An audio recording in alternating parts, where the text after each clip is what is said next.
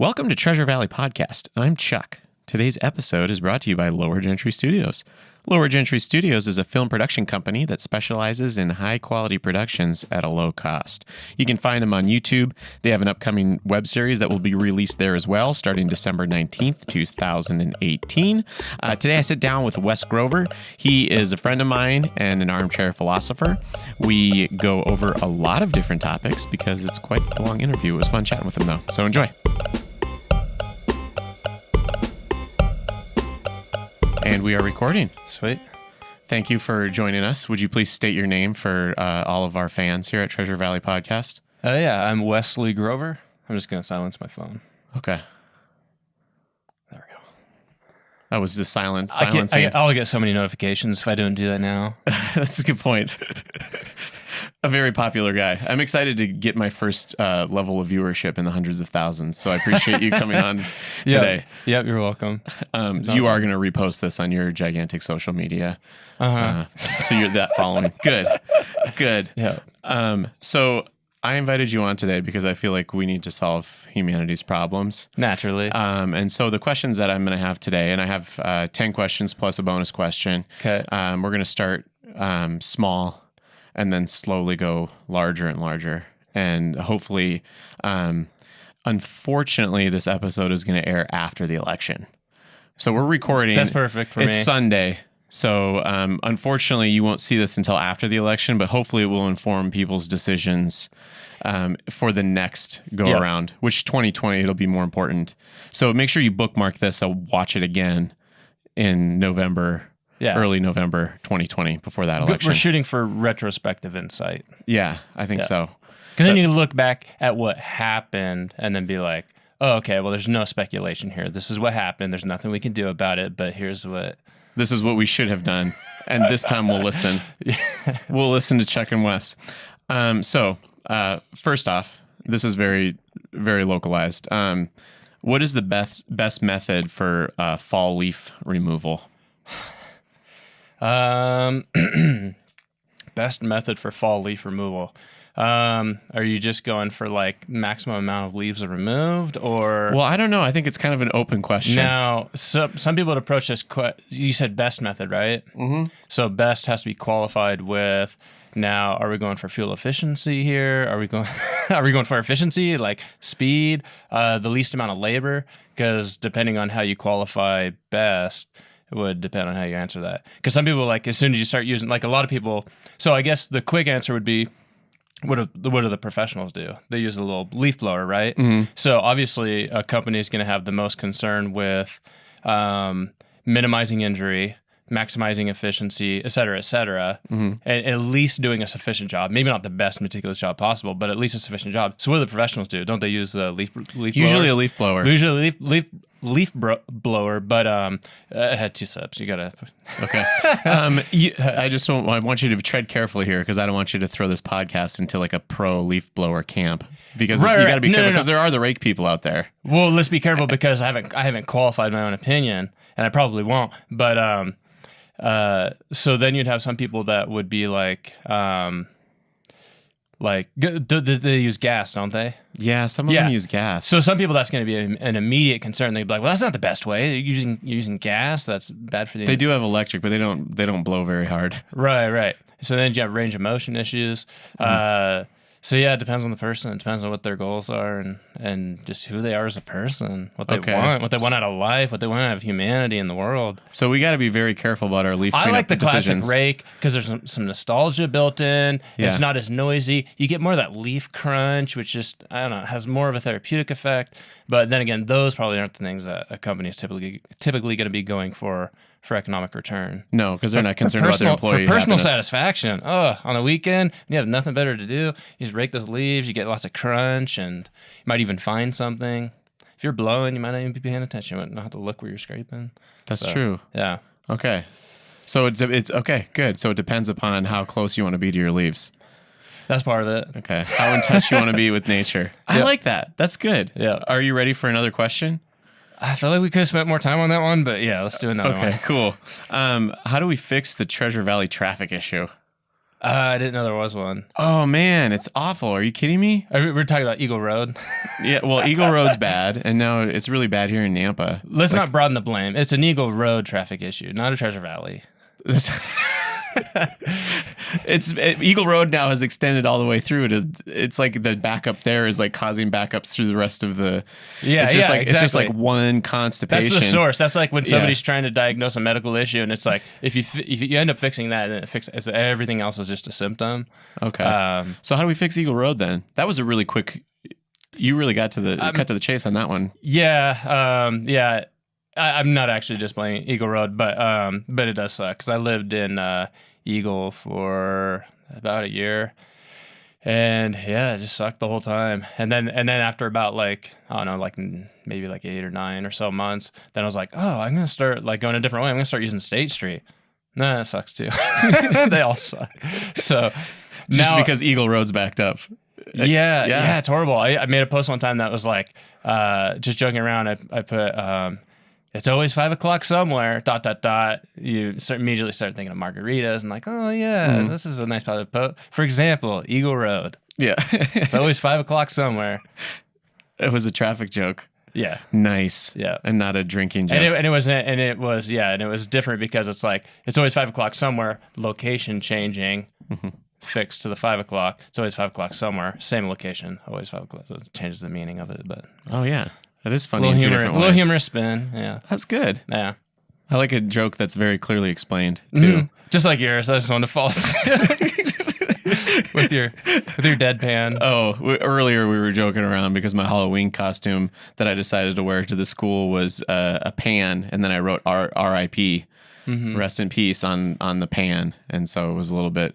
Because you didn't know if I was just like somebody that was dead or something, but it was deadpan. I didn't get it. My first instinct was like, maybe it's like, oh, rest in peace, like I'm gonna knock you out with this thing, or like maybe there's like a scary movie where a guy like kind of like No Country for Old Men, where he just like kills people with that stupid like air gun thing. Oh yeah. Like maybe it's something like, maybe there's a movie I don't know about where somebody clubbed somebody, did that. I'm like, okay, rest in whatever. Oh, so you're the pan murderer? I don't know about. Yeah, and then the thing is, I didn't even narrow it in from there. I was just like, I'm not even gonna guess more than that. It's something I don't know. Got it. I guess I need to require less effort on the puns that I make for Halloween costume decisions. Yeah. Your popcorn one was good, by the way. That was very obvious. Yeah. That was fun. Yeah. That was just totally random. Just I wanted it to. Did you get a picture of yourself in a pop? Okay, so so we could upload this, you'll have to put a comment with the link to the picture so that we can. Yeah, I could put a picture, maybe a little video. Yeah, it was basically what I did is I actually the last couple Halloweens have been. I know that was a couple years ago when I did the Mona Lisa one, but have just been like homemade. And this one, I just took like paper. Well, like my base was, I took like a paper brown bag, and then I cut it in a certain way, and then put like white computer paper on it, blah, blah, blah, and basically made like what looks like a popcorn tub that you get like at a movie theater. I made that. Oh, okay. Yeah. I made all that from scratch. And literally I thought of the idea like, I think within 2 hours of the party, I was like driving home, and I was like, I don't know how I thought of it, but I think I thought of something else, and then about like covering myself, and then like the irony of being like, oh, I'm just a cute little bucket of popcorn, but it's like, no, it's really disgusting because you have like popcorn all over your face, and I can't even see you, and it's like horrifying. So I wanted it to be like gross and disturbing, like the Mona Lisa one, but yeah, then it didn't stick that well with the honey, so it was just like, it's just kind of intriguing. It's like. It didn't have the creep factor I was going for, but it was still fun. That's okay. Still good. Yeah. You can probably, it would be really difficult to pull off creepy popcorn. Yeah. Just in general. I do kind of visualize that if you were like all like solid smothered, like literally the only thing, you can't see my skin. All there is just popcorn kernels everywhere, all over my head, just like a lollipop of popcorn, and then you see my little eyes peeking through. I'm like, hey guys, I'm just a bucket of popcorn, just like, see, that would be an awesome horror movie. Yeah, that'd be disgusting. In the movie, the people go into the horror film, and then they're eating out of their bowl of popcorn, and all of a sudden Popcorn Man just like pops out and then munches on them, there would be a line that would be associated with that, like popcorn. This popcorn takes a bite out of you, or are there any other popcorn puns that I'm missing? The only thing I want out of it is that the cut scenes from like the people eating to their popcorn and then going down to reach, it has to be super obvious that it's a cut frame. Like it's not like it's situated that way. Like it's just a camera over like the guy pretending to be in the person's lap. Like, but it's just like super, like you can see the background's different and stuff. Like it's just not well done. It needs to be like that. And then it cuts back again, and then it's the person like freaking out, but it's still disassociated. And this movie's scary because of the popcorn and because of the lack of professionalism. And budget. Yeah. Okay. I think we could make that movie happen. That would be pretty easy. I think it'd be great. Just an iPhone and some popcorn. And a theater. Yeah. Unless there's stock footage, maybe we could use some stock footage. Just all stock footage, and then just film just a popcorn guy coming out of popcorn. Yeah. And then insert that. And then it could even be one of those things where like the movie progresses and you have different scenes and different people, but it's always kind of like the Wilhelm scream or whatever. Am I saying that right? Oh, yeah. The Wilhelm scream or whatever. Yeah. So it's just the same popcorn explosion in each one. So you did one take, and then you just have different people like reaching down, and then they reach out. It's like a different person's hand. Like it's a man's ruddy hand the first time, like a man sitting there, and then there's like a lady, but it's still the man hand reaching in because it's the same footage that gets recut for each part. This is a really good idea. I think there's some value in creating an intentionally horrible, whatever you call it, film structure. Maybe Sundance will bite on something like that. We'll see. What problem were we solving on that one? I can't remember. Traffic. Oh yeah, So if we want to get rid of the traffic, stay home, watch a good poorly made movie, and that helps with the traffic. Good point. Because your car's at home. Yeah, just sit at home and watch bad horror movies, and we don't have to. You won't get in our way. Yeah. So this isn't necessarily problem solving. I just kind of want your comments on our new governor, because this will be airing after we elect a new governor to Idaho, which will be probably Brad Little, I'm guessing. But yeah, I have no opinion. Oh, really? Yeah. Okay. Yeah, What should our next governor make as a priority in the state of Idaho? Just being a governor. I should probably govern a couple things. Yeah, I would. I mean, honestly, I haven't followed it that closely. Yeah. But for me, any question like this, I would take it back to like basic questions of like, what is a governor?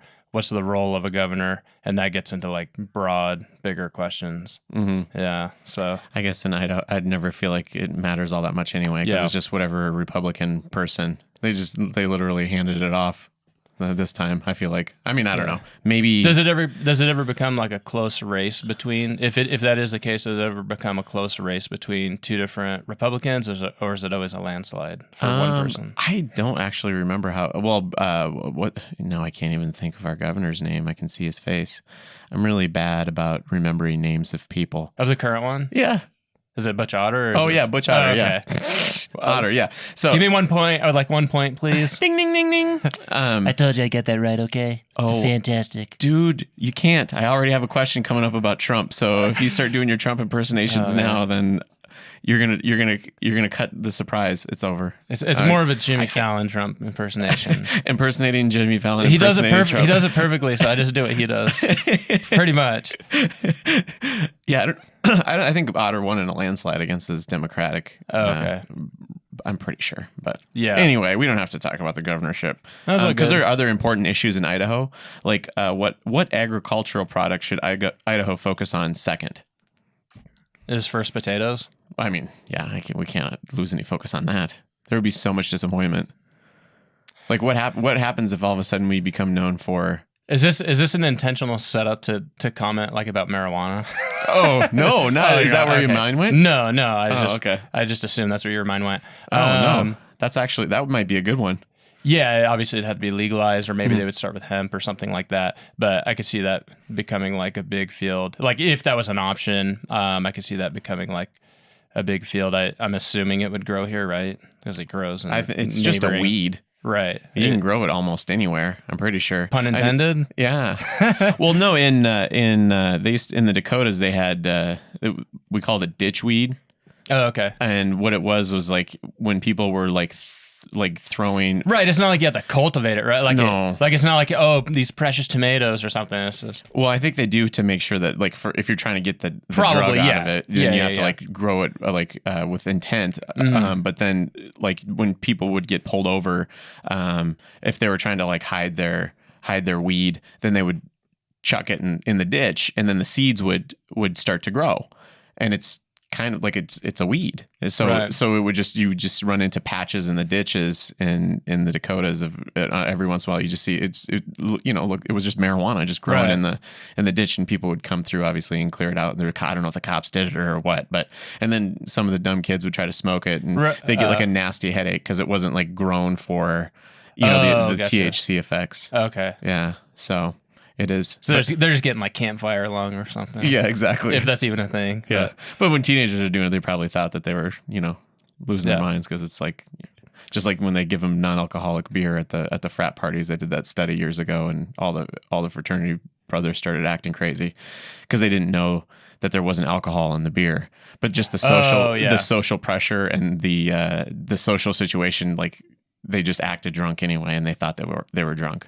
Yeah. I mean, fair enough. I mean, yeah, that's part of it. So you think weed might be a good second one, or?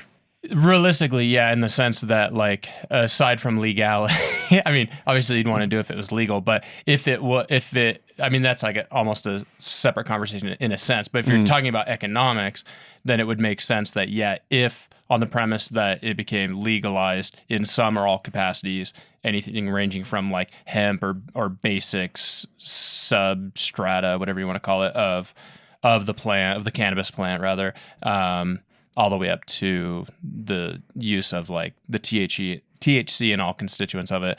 I would say that would be a big one, because obviously it's something that's legalized in a lot of places, is used in a lot of places, and like Canada just legalized it for like the whole for their whole country. The whole country, so yeah. In terms of like I've been thinking in terms of like I feel like I'll be disappointed in like 10 years from now if I'm like, oh man, I should have invested in a couple of companies, just from a purely return on investment standpoint. Mm-hmm. No other considerations involved other than like if my goal is to like invest in a company that's probably going to make a lot of money potentially, it would be something in that category, I would imagine. You know what I mean? And plus, like, the potato chip sales would increase exponentially as well. So it would even prop up the potato as an even stronger lead crop.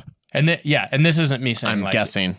This isn't me saying like it should be or shouldn't be or any of that, like, but just saying like considering if it were to be viable, that seems like, based on the surrounding market, that would be at least something you'd want to make a solid decision about. Mm-hmm. Before all the other states that are surrounding Idaho get a corner on that market, because it's already... I think, even if they do, I don't think... I mean, think about beer, for example, right? Like is beer so novel that, oh, we missed it. We in the 30s or whatever, I don't know, post-prohibition, I guess. But like beer is still a very like innovative, current, thriving market, right? Mm-hmm. Like there's even more so now than it has been. Even even just like in the Boise area and stuff, and Nampa and all these areas. Did you know, this is an interesting fact, did you know that now we are just starting to catch up on the number of breweries that existed pre-prohibition? Oh, really? Yeah, and what had happened is the smaller mom and pop breweries went belly up as soon as prohibition was passed,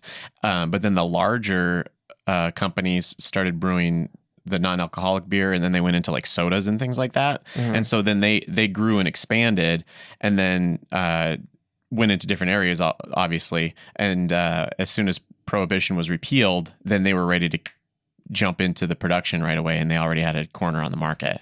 Wow. Yeah. And so it took a long time in the US to have those smaller mom and pop breweries to be able to compete.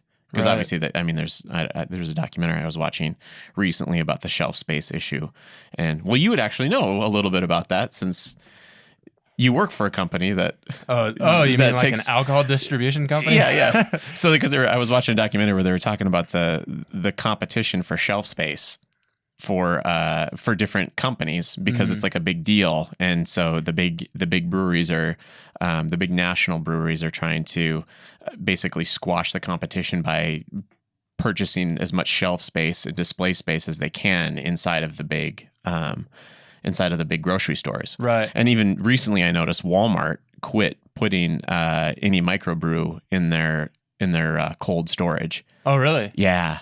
So Which Walmart though? So this Are you talking about the one over here? So the Over one by here? my house, the one by my house, and then also the super Walmart that's close to where I work, the one off of Okay. Garrity. 'Cause they quit. Wait, no, maybe they have like a couple 6-packs, but they basically cleared out all the small breweries and then focused on like Coors and Budweiser and stuff, and that's all that's in the cooler. Okay. It's kind of interesting. Like it was like The whole thing is interesting. I don't know as much about that specifically. I know like the one Walmart that I stock, they still have microbrews in a cold section, but they have like a whole wall. So I can imagine it probably depends on the place. I don't know how those decisions are managed. Yeah, unfortunately, this would be more of a question for like maybe like a salesman in the company. Because I do the distribution, but I don't like, literally bringing the product, checking it in, putting it on the shelves, rotating, that sort of thing. So I don't get involved as much in that process. And then also based off kind of what I've heard before, not even necessarily from people at my company, but just in general, I feel like I've heard people talk about that being more of a battle with like taps. Than like shelf space, but I imagine they're both kind of a thing. I don't know. I wish I knew more about how that worked, but yeah, I don't know a lot. We got to solve this problem. Like knee-jerk reaction would be. Oh, is this a problem that needs solved? I don't know. We're uncovering additional problems. It feels like. I thought that there were only 10 problems in the world plus one bonus problem. There's the little sub problems. I guess under the umbrella. so. This would be This would be under the agricultural subheading, I think. So, yeah, but no, I know that there's people. I know that there's like a variety of things. Like I know there's people in charge of like displays and stuff like that, but they work with like the other companies too. So it's like kind of fair to, you know what I mean? But maybe depending on like who's the head of doing the displays, they might have like a little bit of an advantage. But there is like we do like what we call changeovers at various stores like Albertsons and stuff like that, where there's like end displays and all that sort of thing. And yeah, we're always putting in like new product. The shelving stays pretty much the same, and then that'll change when they do like a reset. But I don't know how all those decisions are made. But there's still a variety of both products represented from different distributors. And as far as like microbrews are concerned, like my company does they do most of like the microbrews in the area. And we seem to have plenty of shelf space. So you know what I mean? I don't know. It's kind of interesting how just economics in general. This is a little bit of a tangent. I think part of it's demand too, just to plug that in. Part of it's demand because you will get like places that you deliver to where, they're like, oh, did you bring any of this in? It's like, oh, we're out, sorry. And then, like they want certain things. So there is some. And it depends on the store too, like, oh, we're going to go with this other product or this one. But I think part of it is just like, what's going to sell? You know what I mean? So makes sense. The demand of the consumer. So like people want microbrews. So I don't think you could just outright bully microbrewers out by being like, no, we're going to, like the amount of money you'd have to spend, you'd probably lose money to make it viable. You know what I mean? I don't think it'd be good for the company to like, oh yeah, they're going to give us all this money to only sell this one beer.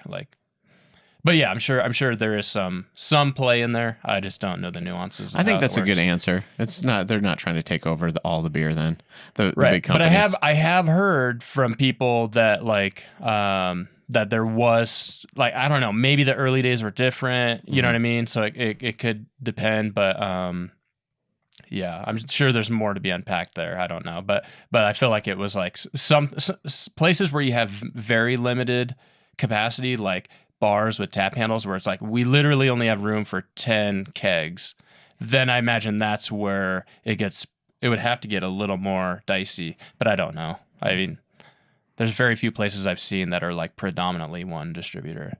I was kind of related to that, but a little bit not. I read recently somewhere about car sales and how dealerships are just like this really terrible experience right? From Like, the consumer perspective. From the consumer perspective, and I didn't realize this, but so bad I've never even been. yeah, well, good. That's a horrible day. I heard. Yeah, No, I don't even want to look at it. I don't have like any good like impression that like I'm just gonna have so much fun going there. Yeah, I get to buy a car today. Yeah. But each state has passed laws to where car manufacturers must sell their new vehicles through a certified dealership. I didn't realize that, but there are laws in the books in each state, which prohibit car manufacturers from selling directly to consumers.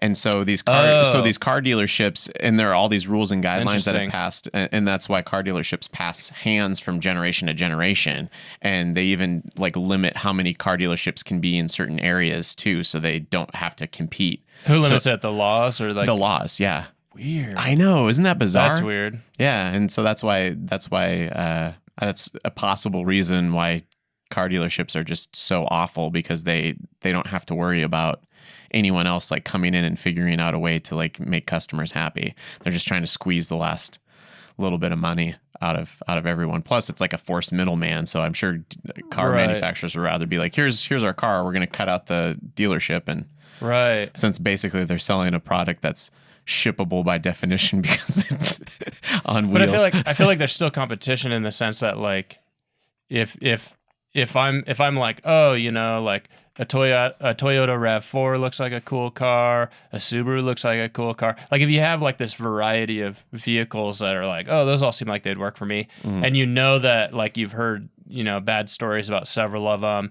and then one of them is like, oh yeah, they're just all about pleasing the customer, no pressure. If you walk away saying, hey, I don't want to buy it, they're totally fine with it, you know, stuff like that. I feel like that might tip. You know what I mean? So I feel like that keeps the competition there. But it is weird that it's set up that way, because it's like, if you do want our product, then you got to come to us. But isn't it weird too? Because like it seems like some of the dealerships, not like harshly, but like even compete with each other a little, that sell the same vehicle, right? Because you hear that on like the rate. Like I hear it with I feel like what company is it? Is it? I won't say, but I feel like I hear on the radio, like they'll kind of be talking about like their dealership, and then they'll be like, even if you've gone to like another one of our dealerships, talk to us anyway, and we'll let you know if that sounded like it was a good deal, or hey, we might even beat it. But it's like the same car company, it's just a different location. You're like, really? You're competing with yourself? We know that Ned over there, the manager, is kind of a jerk, but Jim at this location will be nice to you. Right. But it's a weird like self competition in a sense. That's interesting. I need to listen to the radio more. Yeah, which means it must be like a franchise, I guess, in a sense, or I don't know what their incentive would be to sell more at their except to like, you know, be a viable business. But well, from when I used to work at a car dealership, what would happen is the managers get paid their bonuses based on the sales at that location, and so their bonus structure is built into sales in their facility. So I would imagine if some weird thing happened to where the same company allowed the promotional materials to be done within the building, it might lead to some sort of weird fluke to where that manager would just be like, oh, let me just do it this way because I'm concerned about my out-of-pocket expenses, and the chances of them reporting this are minimal or something. I don't know. That would be weird. Yeah. Should we solve the fifth? Sure. Problem? Actually, this I think this will. I'm excited about this. Okay. Can you make an inclusive statement while impersonating President Trump? What's an inclusive statement? Just inclusive of everybody. You know what I mean? Rather than excluding others. Just if you could do a Donald Trump. Oh, like a non-controversial Donald Trump? Yeah, or just you know, so that everybody feels welcome, and then I feel like that will bring everybody together in this country, especially since elections just happened. Gosh, that's the hardest part. Like, you had me at Trump, but now Trump impersonation, but now an inclusive statement. Give me an example of an inclusive statement. Maybe showing affection for all the groups for everyone, regardless of nationality, or okay, you know what I mean. I'm just gonna have to improv it. Okay, here we go. Look, everybody, we're coming up on the holiday season, okay? It's a fantastic season, one of my favorite seasons, the holiday season. And I just want you to know that, look, this time of year, we really do realize that everybody has something special to offer. We spend that time with our family, our friends if we have them. And it's just a great time to really support each other and have a fantastic holiday season, okay? It's going to be great. It's gonna, I know holidays, and this is going to be a fantastic holiday, okay? A fantastic set of holidays. So y'all have just a fantastic season, okay? Thanks. And is Rick here in the room? Rick, could you stand up? You owe me 2 turkey legs, and don't forget about the creme brulee. Go ahead and sit down, Rick. Round of applause for Rick, everybody. He does a great Thanksgiving dinner. Okay, thanks, Rick. That was good. Thanks. I think I don't know who Rick is or why I thought of him, but I kind of want to eat dinner at his place, Trump. though. Fictional Rick. Yeah. How can we inflate the U.S.'s deflating middle class? Inflate the U.S.'s deflating middle class? I don't know. So, define middle class. I guess that's one way to inflate it. We could just define it differently.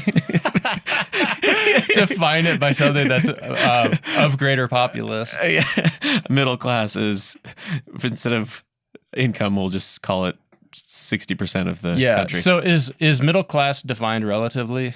You know what? I probably should have prepared better. Because you could also.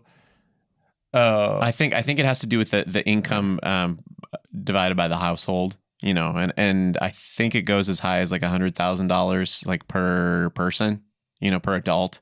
And then it goes as low as like in the 30s, I want to say, before you get into low income, quote unquote. See, I feel like with a question like that, you have to know kind of a lot in terms of I feel like with questions like that, it's easy to have an initial impression and make some quick assumptions and then be like, oh, this is kind of how things are.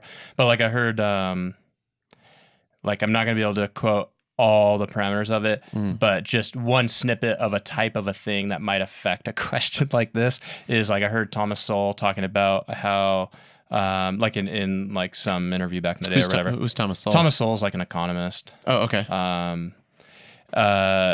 And he was talking about how like things like the, you know, medium household income or whatever, blah, blah, blah, can be affected by things like changes in like average household size. So like how you assess those numbers can affect how those numbers look, right? So if say, for example, and this isn't pinning it to like, this is what happened because I don't know enough of the details, but if this was something that happened, then this would be the type of thing that you'd want to think about.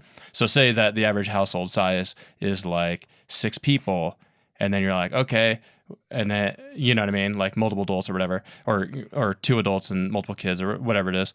And then, and they say, okay, what's like the average like house? How much does the average household have in wealth? Well, say it's like 50 grand or something, just throwing out a random number. But then say like you get to the point where things are progressing so that people are like, yeah, I'm going to be single, or I'm going to like have my own house, or this or that. And then so you have like individual home owner occupied houses where they're the only one in there, and then say that person makes 40 grand, and then in the previous household say that both of those people made 25 grand each, and then the kids, you know, I guess don't count in that example for 50 grand, but now you have one person that makes 40 grand. It looks like the household income has gone down from 50 to 40, but really the individual like per capita or whatever you'd want to call it actually went up in that example. So that's just an example to say that how you parse out these definitions and details can affect how you look at these things. So if you know what is meant by middle class and how that's hashed out, I would need more details, but give me some detail. Maybe some more air to inflate it. Yeah. Well, another thing might be like, I don't know, I'm assuming with that question that it's talking about more of a gap between like there's an increase in wealthy and an increase in like poverty, and that's what's meant by a decrease in middle class. That's usually what people that are of the Democratic persuasion, as far as like Democratic Party, are trying to point out, is that there is that wealth gap.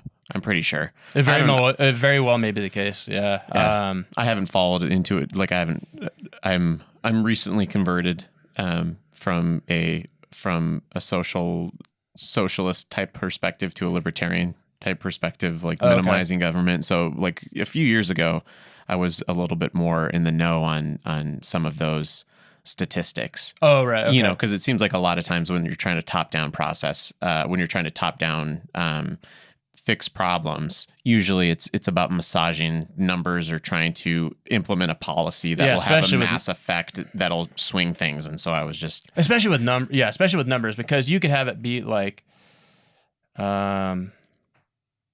I don't know, dude. It just depends on how things are happening, because say that you have class 1 being like the top class, class 2, just putting numbers on it, class 2 being the middle class, and then class 3 being like the bottom class.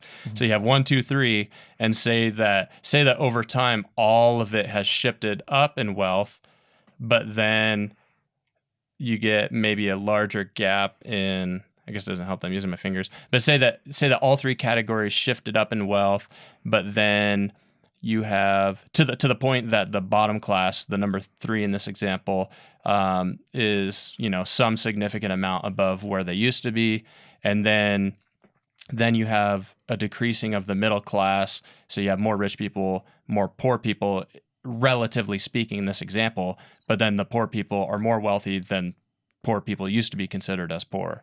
So they might be closer to like a lower middle income, and then you have like a higher income. You know what I'm saying? You get what I'm saying? Just like, so I don't know like how much of these things, you know what I mean? I'd want to see like a lot of numbers. And so, but if everybody worked harder, that should take care of it, right? Just get to work and make more products. Yeah, I don't know. That's a separate question, I guess. Yeah. Yeah, I don't know. Does there need to be a middle class? I don't know. That's a good question. So I think historically what the issue was that there is the lack of perception of a middle class due to the hierarchy being a little bit due to too much power being on the top end, you know, like that, and then the middle. I have no idea. I'm just completely making things up right now, as far as any of this stuff is concerned. Yeah, I don't know. I think middle class. We define middle class as having enough to. See, the thing is, we all have enough to survive for the most part. Not everybody, but in this country, like a majority of people, a vast majority of people don't have issues as far as like getting food. Obviously, they're homeless, and that's another issue. But so I think a lot of what I hear just on like passing notes is just like I feel like a lot of the appeals I hear to like middle class is an appeal to like the greatest number of people, and then whatever ails that greatest number of people is what is then used as a platform to substantiate the viability of a candidate. Oh, you know, that's a good explanation. So you have this candidate, and then they want to get elected. And then so you get elected by getting, so to speak, the most votes or the most, you know what I mean, points or whatever. But so to speak, the most votes. And so it makes sense that you're going to talk about problems that appeal to the negative effect on those most people, right? Oh, wow. So it's almost like... So to complain about the middle class is to complain about your vote base. So in that example, it could be a feedback loop too, to where you need to get that group of people energized and feel that they are defined and that they do have problems. Otherwise, they're not going to vote for you.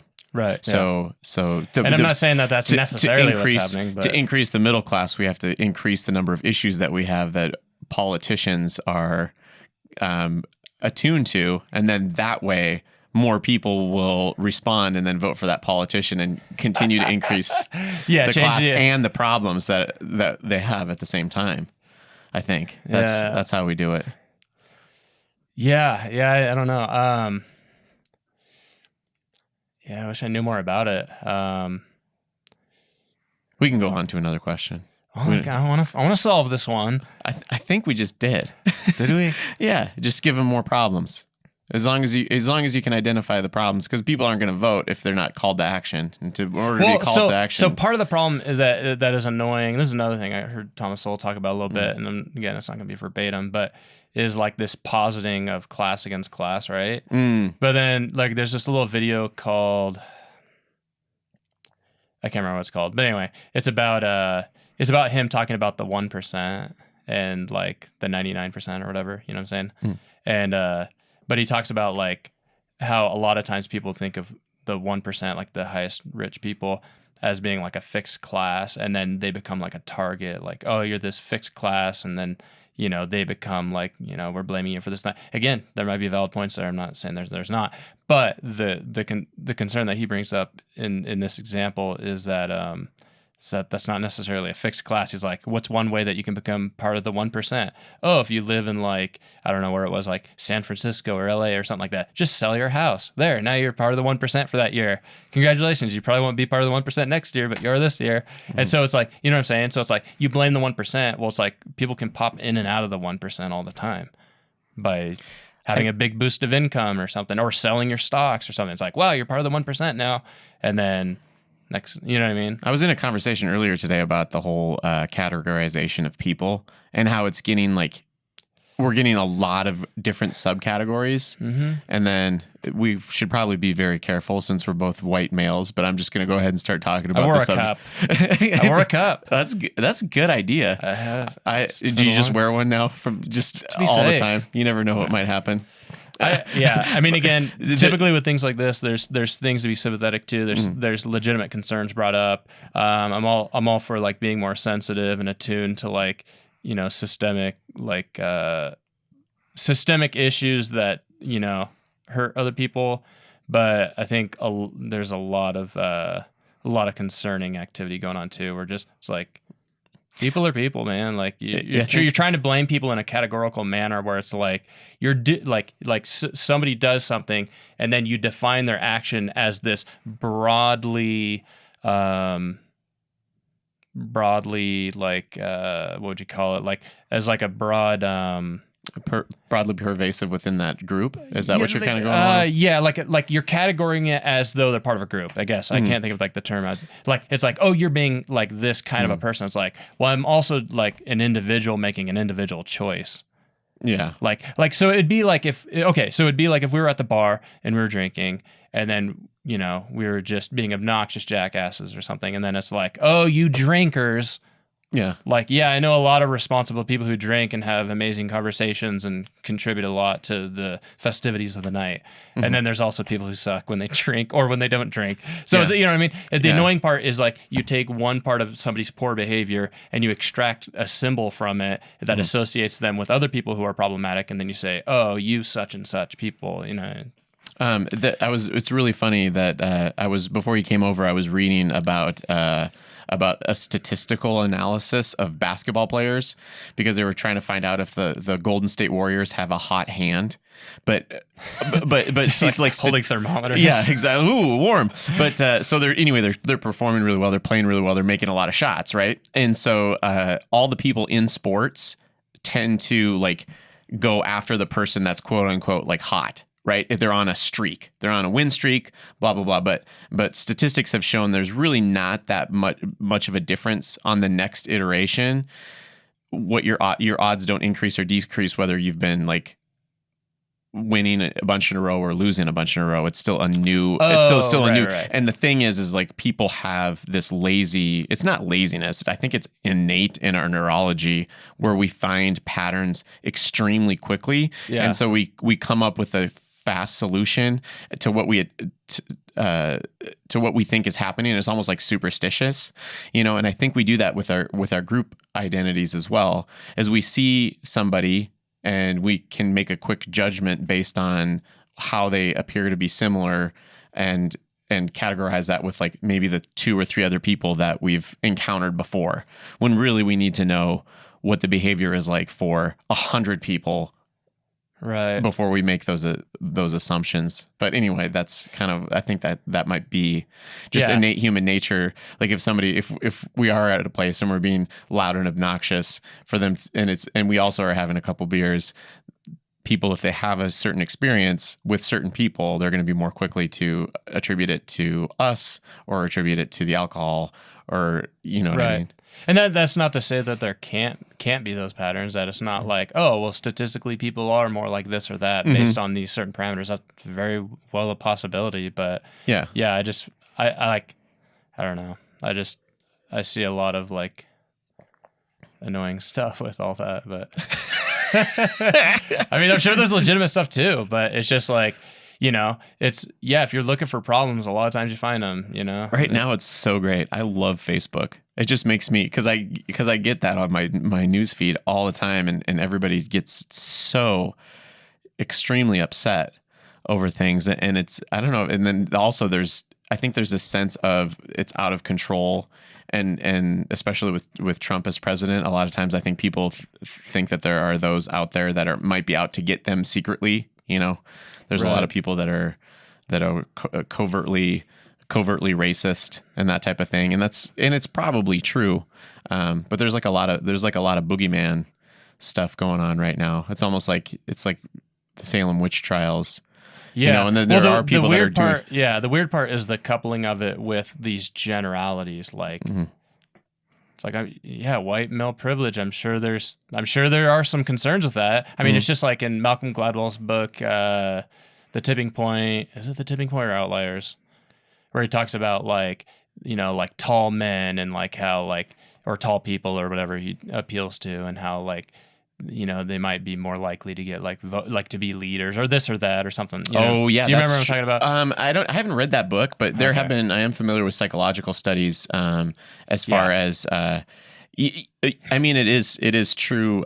They've done studies where they'll hand out equivalent resumes out to places. You've heard of that one, right? Where they send the identical ones, and then one of them will have, it'll be like John Johnson on one, and then the other one will have any sort of like ethnic name that can be attributed to somebody that might not be white, or likelihood of them being white is lower, and then they're less likely to get a job interview with an objectively the exact same resume, right? Which that's true. And then there's also like beautiful people are more likely to be given other positive attributes when people just judge them randomly. And they do all sorts of fun stuff. Who's it? That guy named Gad Saad wrote a book called The Consuming Instinct. I haven't read it, but I've heard him talk about it.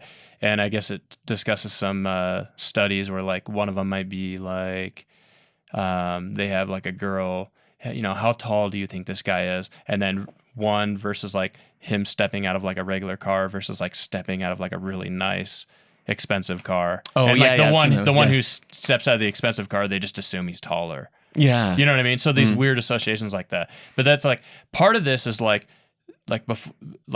of it is like you want to say, hey, before we like quickly get aggressive and jump into like aggressive judgments and policies and this and that, take a minute to like look at these things insofar as you can safely do that and see like just what this says about human nature and what you can extrapolate about that, because there are going to be patterns of human nature that are, this is just what it means to be human. So, are we going to set policies around that, or just acknowledge that's the case and then be self-responsible, or, you know what I mean? I get anytime something is put as like a policy or pushed heavily in like a cultural norm, I just get concerned about it. Not that it's wrong, but I feel like anything like that, you should be hesitant to make that big of a like systematic change. I agree with that. So we can definitely inflate the middle class very easily. We need to understand that we're all human and we're all a part of the middle class, and we can't categorize people, and then it's all easy. Yeah. Everything else will follow suit. Yeah, maybe. And that's definitely more that could be said about all those topics. Well, this is kind of along the same vein. How can we protect our nation's children from the dangers of social media? How can we protect our nation's children? Yeah, I don't know. That question is kind of interesting. Yeah, I guess you'd want to identify what the dangers are and then whose responsibility it is to hedge the concerns. Nice. Let's say the danger is advertising. What about it? Exposure to advertising and protecting their pocketbooks later on in life, and from creating bad habits based on advertisers. Maybe. See, I don't think anything that just because something poses a potential problem for somebody doesn't mean it should be legislated against or policied or somebody should step in and regulate it necessarily. Oh, I agree with that. So I was in a discussion actually this weekend where I was talking to someone about the actual like the legal ramifications things and then the suggestions about things because we already have like people. If you look at something like the food pyramid, for example, that was not legislated into existence. It was just the department, and they goofed it up. Who does the food pyramid? Who did the food pyramid in the 70s? It has all the grains, like you're supposed to like eat nothing but like grains for most of your food, which now like we know that's probably not, for most people, that's probably not the best route forward. But you know what I'm talking about? It was like grains, especially and then fruit. To not like have that be like half vegetables or what I mean, something like that. And most people that are in athletics probably don't even like that need to keep their body in like pristine shape. They're not spending 75% of their calorie intake on grains. It's most likely a majority of like high protein food and then fats and then like fibrous carbohydrates. I think it'd be broken down to like, I don't know, what do people typically do, like 20% protein? I do a ton on my end. Right. I try to just like mix 50% would be a ton. That would be that'd be Yeah, that's somebody true. being like on the extreme end. So if you think of so let's think like if somebody's 200 pounds, they say for like, I mean, baseline would be like 0.8 grams of protein per kilogram or per pound. I think So it's like it's kilogram. bodybuilders will say a gram of protein per pound. Okay. Dang. That's a lot, yeah. Because the correlation to that is the recommendation of 2 grams per kilogram. But if you're 220 pounds, then you're 100 kilograms. Yeah. So if you're 220 pounds, based on one recommendation, and you're like high level, like bodybuilder, like, oh, I'm going to do 220 grams of protein, but really you're 100 kilograms, which would be 200 grams of protein based on that recommendation. That would be like 2 giant steaks a day, right? Yeah, the 0.8 is either per pound or per kilo. I think it would be pound. Before we go off on that tangent, though, I was going to point out that so the food pyramid is just a guideline. It's not an actual law. You know what I mean? But still, everybody was following the food pyramid, and it wasn't even necessarily correct. Like people that get into the nutrition and people that are very proactive about their health, they probably don't follow the FDA and look at that food pyramid and it's like, this is how I'm healthy, is I'm doing that like 6 to 11 servings of grains per day, and then one serving of meat is just like. Is that still like on like a current website? I don't know. I don't know. I mean, if it has been taken down, it must have been taken down recently. Like because even when I was a kid, it was all about eating like healthy breads, And then I even remember they were playing a documentary. I don't even know if it was like a documentary. I don't know if it could have been an advertisement in the school system, and they showed like these kids like they like had them eat like 12 pieces of bread, 12 pieces of whole grain bread, and then they showed them like being like happier and healthier. And I don't even know if there was any science behind it at all. It's just like I just remember this as a child, like me being shown this video of these kids like just wolfing down bread. And if you can imagine eating 12 pieces of bread in a day, that's like 1,500 calories probably. 12 pieces isn't one piece 100 calories. Is it? Yeah. Well, yeah. I mean, on the light bread, usually, if you get like a whole grain bread, usually has a little bit more than that because it's I think the carbs might depend on like what the carb sources are, and then obviously on lifestyle. So if you are somebody who's doing a lot more, like maybe athletics with like a lot of explosive movements or like weightlifting and stuff like that, maybe you would prefer more carbs. But if you're not, then probably not as much. Or if you're doing more like cardio, like running, or just kind of like subsisting. Because I thought I heard somebody say that in order to burn up like glycogen stores, in like you have to work out like that specific muscle. So if you do a bunch of like squats, if this is true, then if you did a bunch of squats, then you'd be mostly burning out like glycogen stores in like your thighs, not like your biceps. But so to extrapolate that, the idea being that if you're like somebody who's a bodybuilder and they're working out like all their muscles a lot and like hitting them hard and doing high intensity so that they're actually using like utilizing like glycogen stores rather than just like fat stores. So anaerobic versus aerobic, then yeah, they'd probably use a little more carbs. But yeah. So I did the math on 0.8 per gram or 0.8 grams of protein per pound for a 200-pound person would be, hold on, do my math right. 0.8, 200 be 160 grams of protein, and then there's 4 calories per gram for protein, so that's 640 calories. And then I guess if they did like a 2,000 calorie diet, then that'd be like 32%. Oh, okay. So I think anywhere from like 20 to 30%, because it's like the don't kill it, like don't die recommended miniature dose like that you see on like a nutrition label. I think from what I looked at that is like based on like getting like 50 grams per day. Oh, okay. Of protein. So this is like 3 times more than that. Oh. So I guess in that sense it'd be anywhere from like 10 to 30%. But anyway. Yeah.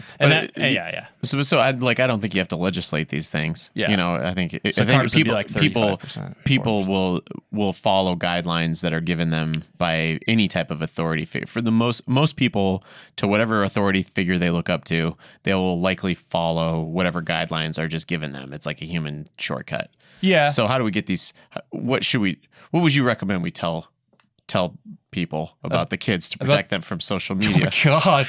That's where we started. Dude, I feel like these are Modest Mouse songs where like we start somewhere and then by the end of the song you're like, that was a good day. Is this the same song? Like, whoa, it started so different.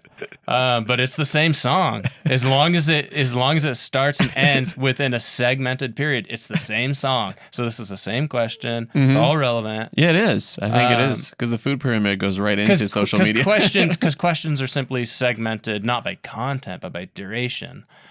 So we haven't paused, moving on to another subject. So it's the same question. Yeah.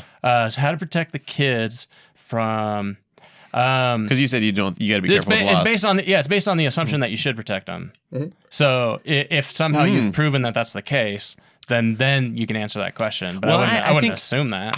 But kids, I think they do. The thing with kids is they need guidance because they don't know.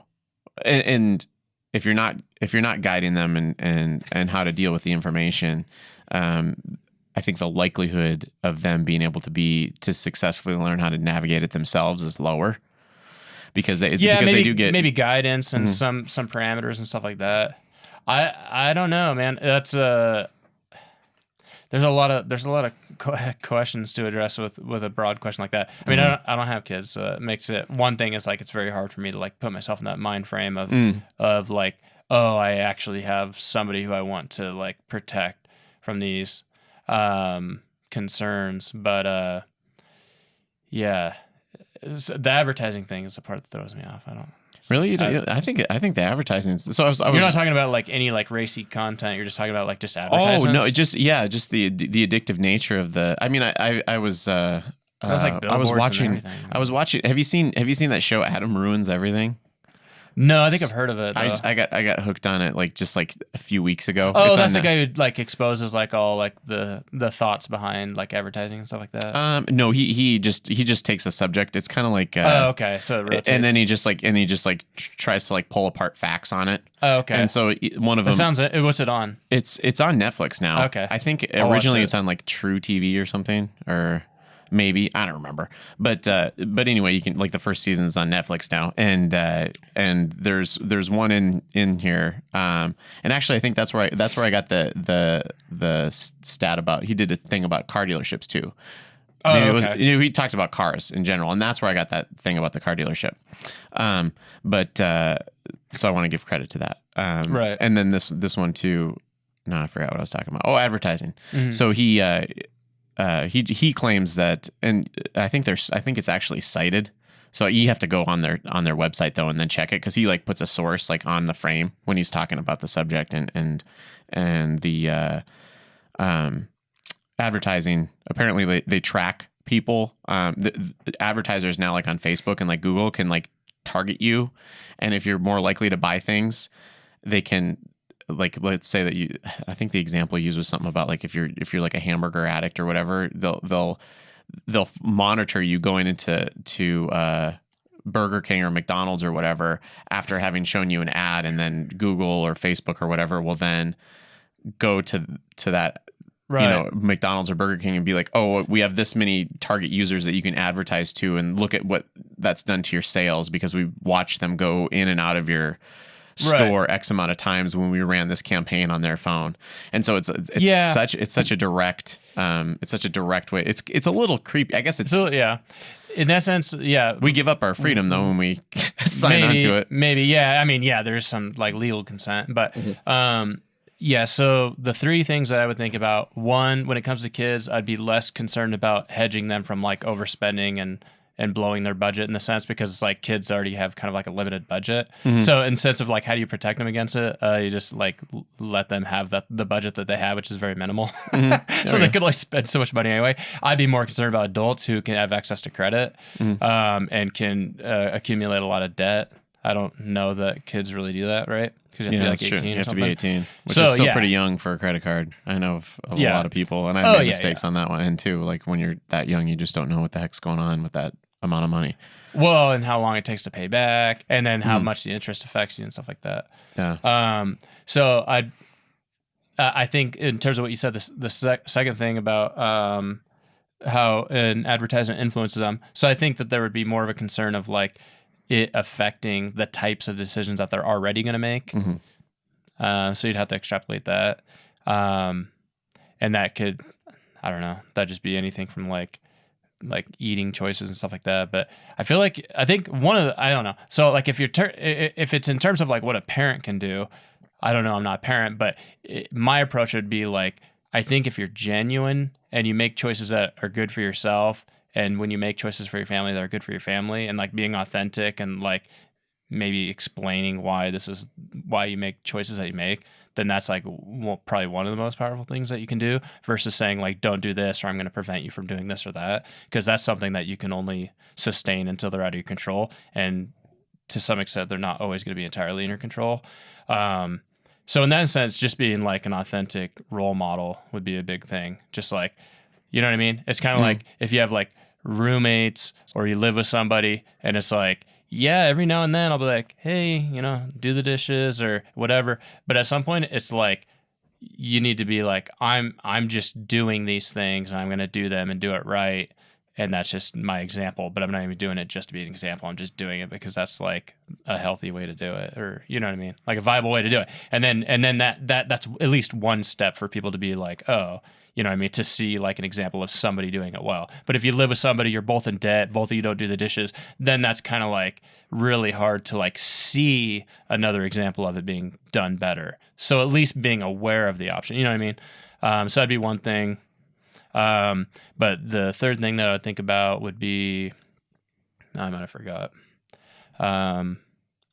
Advertisements, limited money. Yeah, I don't know. I can't remember. That'll come to me maybe. I think the role model one was pretty solid. Yeah, that'd be my foundation. Social media role model too. That would be something you could pair them up to an older person that knows how to.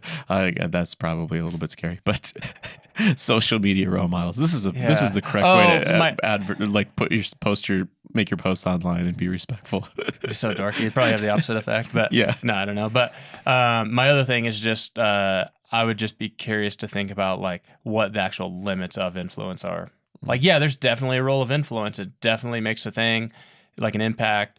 I mean, obviously there's, you know, like things like subliminal messaging and stuff like that are legitimate concerns. I mean, that's outlawed, right? Isn't it, in advertising? So subliminal messaging, I mean, that's like in terms of like a literal like quick flash or something on the screen that like your subconscious registers, but your conscious mind doesn't. I don't know if that's outlawed. So I don't know, actually. I thought it was. The reason I think of that is because I was watching some like YouTube or some video about like some guy's like a hypnotist or something or whatever, and he was talking about, or some, I don't even remember, but anyway, they were talking about like some people being in the movies, and then they did like a quick subliminal flash of like, you know, some product, some like cola product or something, and then like to where the people didn't even know that they saw it, and then like after the movies, like a bunch of like the sales went up, like a bunch of it got bought out in the local area or something. I don't, you know what I'm saying? Like, I don't know if that. Yeah, I haven't heard that. I do know. So one thing that I read, and it's in the Influence. It's in that Persuasion book by Robert Cialdini.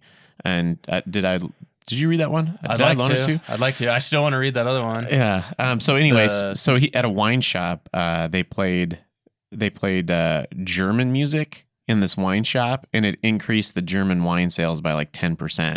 Okay. So like we make these kind of weird, but that's not necessarily a bad thing though. That's true. Because it's like as long as we're aware of it. If you're aware of it, I feel like it kind of you would lose. But there's just so many different things that we would have to be aware of then. Yeah, but the things, and that's just kind of life in general too, because it's like sometimes you just kind of go on autopilot, or you make these like decisions, or you kind of go in a certain direction, and then that's what like unfortunately in some ways a lot of problems are resolved by the emergence of symptoms, right? Yeah, or outright like ailments or issues, or in the case of like overspending, it'd be like, oh, I'm in debt and like I just don't have any money. And then you look back and you go, oh yeah, I kept spending money all the time. You're like, why did I do that? And then it's like, okay, maybe you can parse out the influence of advertising and all that stuff. But yeah, so at some point, otherwise is it even a problem? If you can continue to do something and then you never see any symptoms and it never creates a problem, it's like, well, then in what sense do you mean that it's a problem? Unless you're talking about like an outright principle base or an ethical concern and that sort of thing, then sure. But then you have to weigh that against like a standard and that sort of thing. But in terms of just like, defining something as like a problem, like overspending is a problem because then you run into debt, or you can't afford other things that you should be buying, or you fail to invest in the future that you're going to realize you have no money to support. You end up greeting people at Walmart at the age of 65 instead of retiring. Yeah. Oops. Yeah. So yeah, I don't know. But anyway, the thing that I would wonder and think about is like to what extent there is influence. Because obviously you have the natural feedback, which is like, oh, all of a sudden I have these problems in my life. What's causing them? Oh, these decisions that I'm making for reasons that are due to outside influence. And then you adjust your behavior if you can. And so that's one thing. But the other thing is just like, I don't know, like that's... I don't know how much, to what extent, like external things would have, you know what I mean? So like if you're a company and if your goal is to outright control somebody, what's going to be your threshold? Like how much, like I want them to be this kind of person. I want them to wear this kind of clothes. Like literally how much control do you have over that? Yeah, I don't know. I feel like if they did, we would already be there. If they had all that much control, but right, because they have, there's so much money. And the thing is like, so say that is your goal. In some sense, your approach is, I would think, your approach is going to have to sort of mask viable options, right? You're not gonna be like, I want this person to wear only this see-through rain suit. And then just like for some weird random reason, not for like, for anything creepy. I'm just saying like if your goal was just random, like I want them to wear this clear rain suit, and then I want them to eat this food, which is like slightly toxic and blah, blah, blah. Like if your goal is to change somebody in that way, it's going to be less successful because it's going to create problems that they're going to notice. So it's going to be much harder to be covert about something that is problematic. Right? Because then somebody's going to be like, hey, you're naked, basically. Oh, I should stop wearing this. I don't even know why I'm wearing this. The hell? Oh my God, where did I get this? I got to check my receipts. Like, I'm so embarrassed. See you guys. That lasted a day. Yeah. But if your goal as a company is to get somebody to continue to do something and to be a certain way that you want to persist, in a sense, it's going to have to be somewhat viable. It's going to have to be able to support them in a certain way.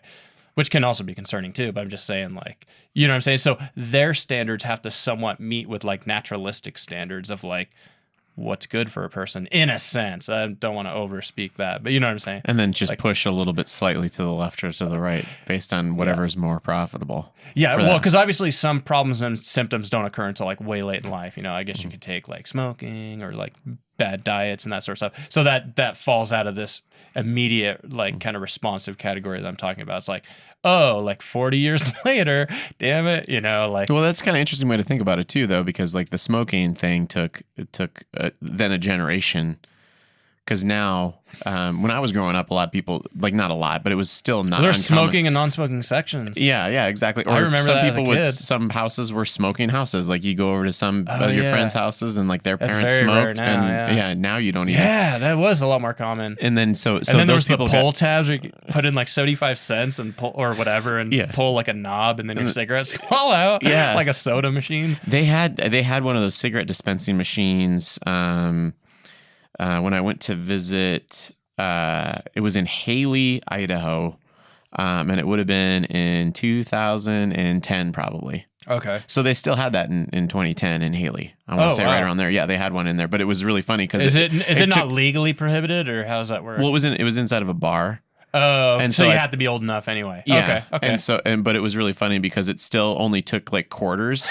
But So you had to put like 50 quarters in there. Exactly. It was like all these. Like there was $12 a It was like, pack. what the heck? How does that work? And then like somebody was just like throwing in like just like quarter after quarter after quarter, and then obviously like the bartender needed to make sure that he had just like rolls of quarters available for his patrons that were like whimsically wanting to pick up a pack of cigarettes, Yeah. and then sit there and punch it in That's for funny. like whatever it was, like $6 worth of quarters to Yeah, pull you- the tab.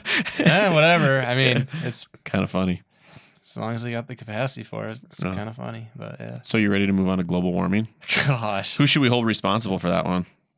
I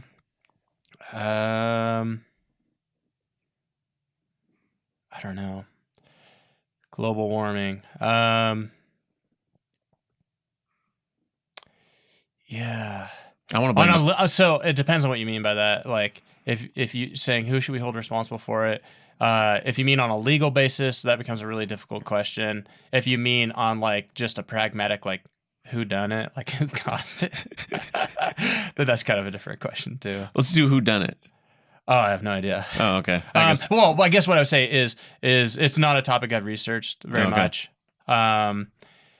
I guess partly I kind of like subjectively know that I only produce so much output. And so even if I was like top notch, like, oh crap, this is the problem that's happening and here's what needs done about it, is my responsive input would be minimal. So it really does take like somebody who's like in an influencer role or somebody who's going to take this on as like a career or like a campaign or something to say, oh, here's the issue and then here's what needs to be done about it, whether that's through social influence or what, right? Yeah. Does that make sense? So I'm in no role that I see, and again, this sounds like a scapegoat, but it's like the amount of time that I would invest to be like, oh crap, this is what's causing it, and then here's how I'm involved. Is it's like I'm not like a company who's like has like a ton of stuff that I'm churning over, right? So if you think about it in terms of if you think of it in terms of like recycling and producing garbage. Like, oh, great, recycle. I recycle a little bit. Like, not everything makes it into the recycle bin, but, have like a little tub for it. And it's like, oh, this and that. And do these get recycled? Or that peanut butter is going to take forever to gather. Throw it away. But it's like, but I produce like however much per week versus like a company who produces like 1 year's worth of my life in one day or like 1 hour. Yeah. You know what I mean? So it's just like, I haven't studied it. Either that for that reason or just for laziness maybe, but So follow the trash, and then So- we'll find out. maybe yeah. But just saying like I just don't know. I guess you don't have to know all of them. Yeah, so I just don't know that, but I would think that people in the role of studying that could give good insight on it. But I would suspect, like personally, I would suspect anybody who's involved in large quantities of turnover of the causing agent, whether that be trash or burning or whatever the causing agent is, whoever has like a high output of that, like hey, Or we could blame the plants for not inhaling enough CO2. Yeah, I'm not even suggesting that it has to be people, but people are typically, when it comes to that question, they're concerned with the human agency role of it because that's what we have a handle on, like correcting. If it's in terms of like the natural decay of like plant matter, then you like you can't. It's kind of hard to suppress all of that. But True. But like I don't know. Like if it is the case that like burning fossil fuels and stuff like that's a huge concern, then people like Elon Musk he's doing it. He's getting it he's figured fixing it. We'll just wait till Elon Musk I'm fixes all of it. busy. Let him do it. Look to Elon Musk. 100-hour work He's weeks. on top of stuff, man. That guy's crazy. He's cool. Yeah. But I mean, I don't have like a personal opinion on like what he does as like a business model, but I just like that he has a lot of like insight and interests and seems in many ways to have at least a category of personal concern for what he's doing And gumption. I'm on top sure, of it. yeah, and I'm sure that a lot of like business and stuff gets in that too. It's like you have to look out for your business, you have to be profitable, you have to this and that. I don't think hardly anyone in very many capacities is like singularly focused. Like I'm only doing this because of my heart, or I am just a jerk, and so I'm only doing this for profit. It's like no, a lot of people are multi-layered. They're human. They have multiple things that they're accountable to. But it seems like he has some concern as well for like humanity. I don't think that if he knew what he was doing was problematic to the things that he's supposedly trying to fix, that he'd just be like, oh, well, I'm just going to pretend that it's still okay. It doesn't seem that way, but that's really funny that we got on Elon Musk, because my next question is kind of he's probably going to lead us there. Once humans colonize Mars, how do we avoid bloody interplanetary conflict? Do you have any recommendations on that one? I'm just concerned because I watched this show recently called The Expanse, and apparently in the future we go to war with our fellow humans on Mars, and I just get scared about that. Yeah. I don't know. So are you just assuming between Mars and Earth? Yeah. Okay. That the Martians eventually they'll want to like revolt against their earthbound. Does this human assume an ongoing relationship? I would think so. I mean, there would have It to be. depends on what the cause is. Because if you went to Mars, like if you moved to Mars, Mars would need an umbilical cord to Earth for a very, very long time. Right. Like it would need to be there. And so, but like they would also probably want to set up their own governments, and I wonder if that had something to do with like. Now, are these just Americans or? I would imagine it would be everybody in Mars, right? It would be if a company takes care of it. That would actually be really interesting Because controversial. Yeah, like think about that, because like if Bezos and Musk start shooting people to Mars, right? They're not flying underneath a country's flag. Right. Really. So I guess the same way that a country would handle aliens in the sense of like anybody outside the U.S. coming in or anybody outside of this country coming in, however each country handles it, or I guess at least from our platform, like the same way that we would handle other country travel and relationships would be similar to how we'd handle other other planetary, otherworldly. Keep those Martians away. We must build a wall. So it'd be like okay, like I guess the one question would be like, do we have territory on Mars? In which case, if yes, then okay, then you're still an American citizen. So what sort of So imagine for a moment that there's no difference between the land on Mars and the land on Earth, and then suppose that you could just handle the conflict in that capacity, right? Well, I guess if it were does that make sense? So like you're saying like there's agriculture and stuff? So Alaska is removed physically from the United States because it's connected to like what, Canada, right? It's not connected to the United States literally. It's still handled as like a United States territory. So to whatever extent there's I guess the only concern would be if like the Mars land was like unclaimed territory. But even then, even though if that gets shady, it's like, well, are you a U.S. citizen? Because if you go there, then I guess it would be the same as if you went somewhere else. Like, how do you maintain your citizenship? Like, you're just, you know what I mean? So it's like, if you... Yeah, but what if it's not countries that are colonizing? What if it's Elon Musk and Amazon? Well, he's a person. Yeah. Oh, you're right. Yeah, that's what I'm saying though. So like, yeah. so like if they colonize it and it doesn't have any sort of like country type territorial boundaries or whatever, like if I go visit there, then I'm positing that it would in a legal assessment probably be comparable to like if I went to visit like Germany. Like if I don't come back for a long time, do I lose my citizenship? I don't. You're talking to somebody who's never traveled. Like I've never been out of the country. Well, you should probably just book that trip to Mars. Which is a question that I have for you. Oh, I okay. wrote some questions too in case we ran out. Right on. And in case you want to do a 3-hour podcast. Why don't we just shoot for 5? Oh no, I suppose we'll be pretty tired by then. I accept the challenge. You work tomorrow though, right? Yeah, I do. Yeah, it sucks. Do you want to go on to I have a 10th question and a bonus question. Oh, okay. So this is ultimate intergalactic question. How can we slow the expansion of the universe to avoid a slow and cold death? Do you have any idea? Hawkins didn't figure that out, I don't think. Or Hawking. Stephen Hawking. So this would be supposing a death for humanity, not for a death of anyone presently. I'm just assuming that humanity lives long enough to see the end of the universe. Yeah. And what is that? Entropy versus no, I can't think of the scientific term. Law of thermodynamics or something? Yeah, exactly. Because the universe is expanding, and eventually, if it continues to expand, it'll cool down. And the force of gravity, they think, isn't going to be enough to bring it back into contraction to have all the matter condensed. This is the entire universe, right? Yeah. Yeah, I don't know. I don't know if that's something that can be resolved. I know, isn't that a bummer? But then again, it's also like, yeah, I mean, ultimately, it is a bummer in that sense, but.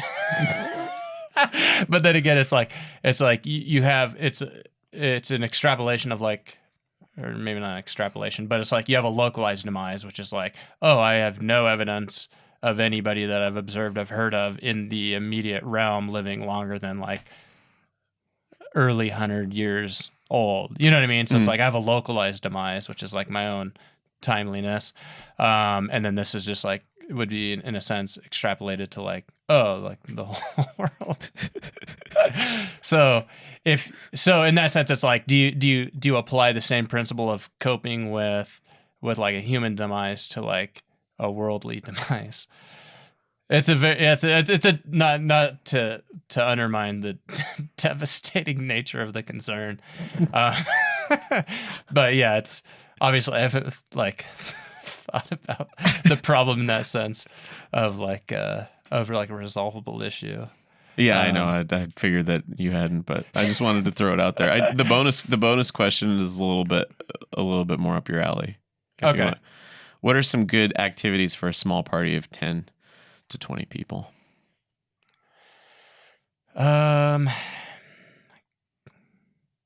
Is this party at a house? Sure. Okay. So what are good activities for a party of 10 to 20 people? Mm-hmm. Drinks are always a good drinks are always welcome. So you could do drinks, you could host drinks, you could do mixed drinks. If it's this season, I'd be like doing like 2 or 3 different drinks. You'd be a good host. That's always plays a huge role. So you just be like, hey guys, you want it? And making sure that each person knows that something's available. Because anytime I'm a guest somewhere, it's like I show up and it's like, oh yeah, I see snacks there, but I don't want to just be like the guy who's like, oh, these are mine. Hey, we just had a birthday party like 40 minutes ago. We're saving those. So yeah, just let everybody that comes over like, hey guys, there's snacks here. Help yourself. In fact, do you want me to make you a drink? Oh, not now? Okay, well, if you guys do want to drink, let me know, or help yourself to the bar over here. And then, have like a few different recipes. You could do like, you could have like a whiskey sour. You can make like a gin and tonic. You could do like a whiskey eggnog. Yeah, just have a couple, but not an overwhelming selection, but just enough, a variety.